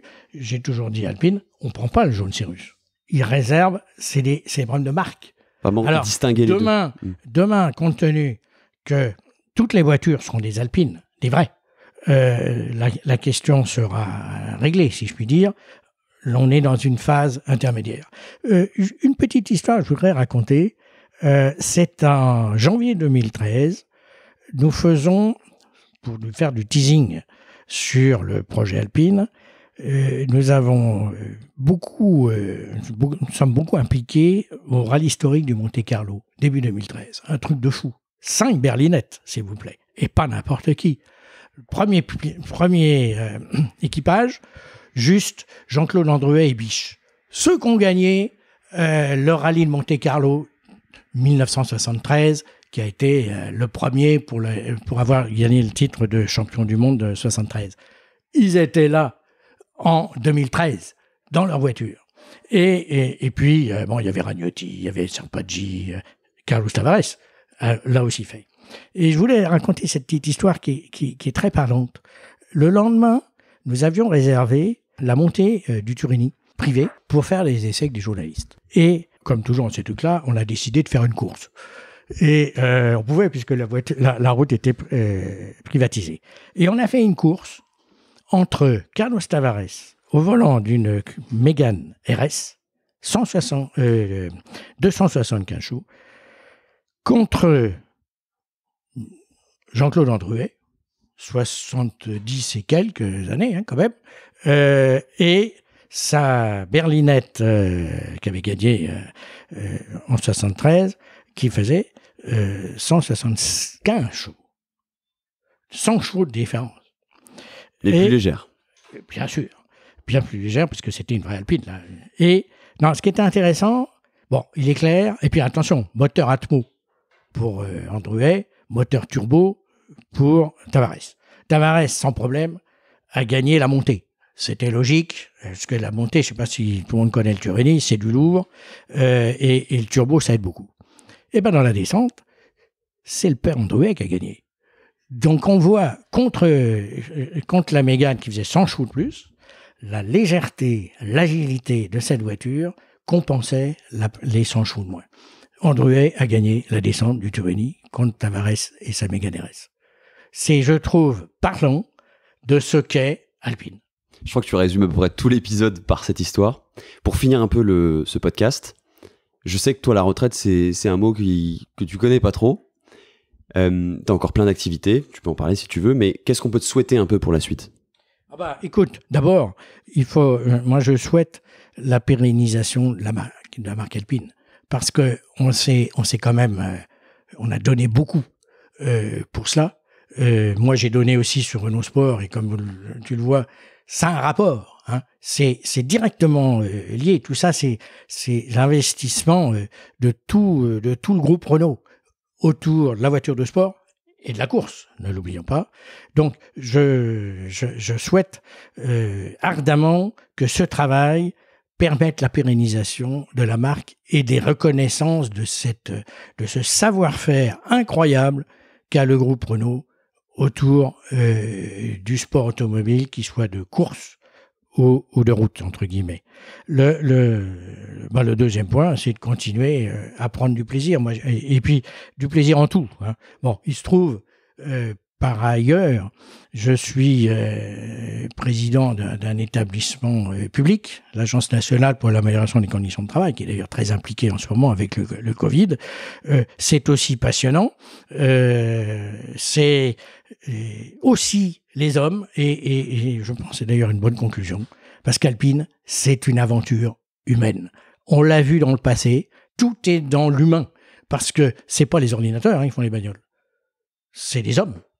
Et c'est dans la compréhension de ce qu'est le client, on l'a dit tout à l'heure, du plaisir, etc., que vous pouvez offrir, et j'espère que nous allons continuer longtemps à offrir beaucoup de plaisir à tous les clients qui, n'oublions pas quand même, payent assez cher ce plaisir. Donc on se doit d'être à la hauteur du plaisir. En tout cas, c'était un plaisir de t'écouter pendant 7h30, je sais même pas exactement combien de temps on a enregistré. Et ouais, 2 heures. Non, c'était vraiment passionnant de découvrir un peu les coulisses. Je pense que des histoires comme ça, t'aurais pu en raconter, mais pendant des heures et des heures sur ce projet qui est incroyable. Cet objet, in fine, qui est incroyable, mais c'est, comme tu disais, une aventure humaine avant toute chose. Et maintenant, on va aller voir cet objet. Eh bien, bien volontiers. Je suis venu en Alpine, elle est dans une rue d'à côté, donc on peut la voir et éventuellement faire un petit tour. En tout cas, merci beaucoup Bernard, c'était vraiment un plaisir. Depuis le temps qu'on devait enregistrer cet épisode, c'est vraiment génial. Et puis pour moi, c'est aussi un plaisir, parce que cette marque est tellement folle, et tu as pu le voir, c'est tellement des petits trucs qu'on ne croit pas. Enfin, je crois qu'il n'y a pas beaucoup de grandes marques qui ont des tas de petites anecdotes aussi incroyables, et ça en fait son charme. Et si on y est tellement attaché, c'est aussi pour ça, cette espèce de simplicité, cette espèce à l'arrache. Hein, je disais, tout est à l'arrache, mais ça montre la surmotivation qu'il faut avoir pour récupérer tout. C'est pas les moyens qui font les miracles, c'est les hommes. On peut pas faire une meilleure conclusion, mais je suis sûr que cet épisode va passionner énormément de monde. En tout cas, merci beaucoup Bernard, et puis à très bientôt. Merci et au revoir à tout le monde. J'espère que cet épisode vous a plu. Si c'est le cas, n'hésitez pas à mettre un commentaire sur Apple Podcast. C'est gratuit, il faut juste un iPhone ou un Mac, ou simplement à le partager. Ça m'aide énormément à gagner en visibilité. D'ailleurs, j'ai décidé de vous lire un commentaire à la fin de chaque épisode. Aujourd'hui, c'est The Bikers qui écrit « Ce qui fait principalement frissonner mon tympan, c'est le feulement d'un V12 Ferrari. Je dois avouer que cette série me procure également un grand bonheur. Voilà une bonne idée que de donner la voix aux acteurs principaux d'une passion qui nous est commune, l'automobile. Une approche pertinente, des invités toujours plus intéressants et agréables à écouter, une belle captation de la voix, des questions ciblées pour ne jamais perdre le fil, en somme, un concept magistralement bien réalisé. On a l'impression d'écouter des copains papoter autour d'un verre de vin à l'apéro et c'est franchement plaisant. Pour résumer, dans la boîte à gants, c'est tout simplement des mecs passionnés de bagnoles qui discutent parcours, difficultés, rêves. Une véritable rencontre humaine et mécanique. Écoute, The Bikers, merci beaucoup pour ton message, ton commentaire qui est absolument extraordinaire. Au passage, d'ailleurs, j'ai appris ce que c'était qu'un feulement. Donc, je le dis pour ceux qui auraient été comme moi un peu ignorants. C'est tout simplement le bruit que peut faire un félin, et notamment un lion par son rugissement. Enfin, voilà, on peut imaginer comme on veut. Vraiment, je pense que tu as tout dit. Je rajouterai juste un petit détail, c'est que tu parles de mecs, d'hommes. Vraiment, ce podcast a pour vocation de toucher le plus de monde possible. Et je veux surtout pas que les clichés peut-être un peu sexistes qu'on peut avoir dans ce milieu-là perdurent à travers ce podcast. C'est pour ça que je veux qu'il y ait de plus en plus de femmes et pas forcément avoir une discrimination positive, mais plutôt vraiment chercher à représenter l'entièreté des personnes qui peuvent être passionnées par ces objets, que ce soit automobiles et motos aussi, a fortiori. En tout cas, merci beaucoup The Bikers, c'est vraiment un commentaire incroyable et merci à vous tous pour tous les témoignages que vous me donnez au quotidien, tout simplement. Pour découvrir les coulisses du podcast, vous pouvez me suivre sur Instagram, @dbg_podcast, et vous pouvez aussi découvrir les vlogs qui arrivent très vite sur la chaîne YouTube du podcast. Pensez à vous abonner sur votre plateforme de podcast préférée et sur YouTube, et à activer les notifications pour ne rien rater des prochains épisodes. Vous pouvez aussi découvrir tous les épisodes qui sont déjà sortis et que vous n'avez pas encore eu le temps d'écouter. Sur ce, je vous dis à très vite pour un nouvel épisode.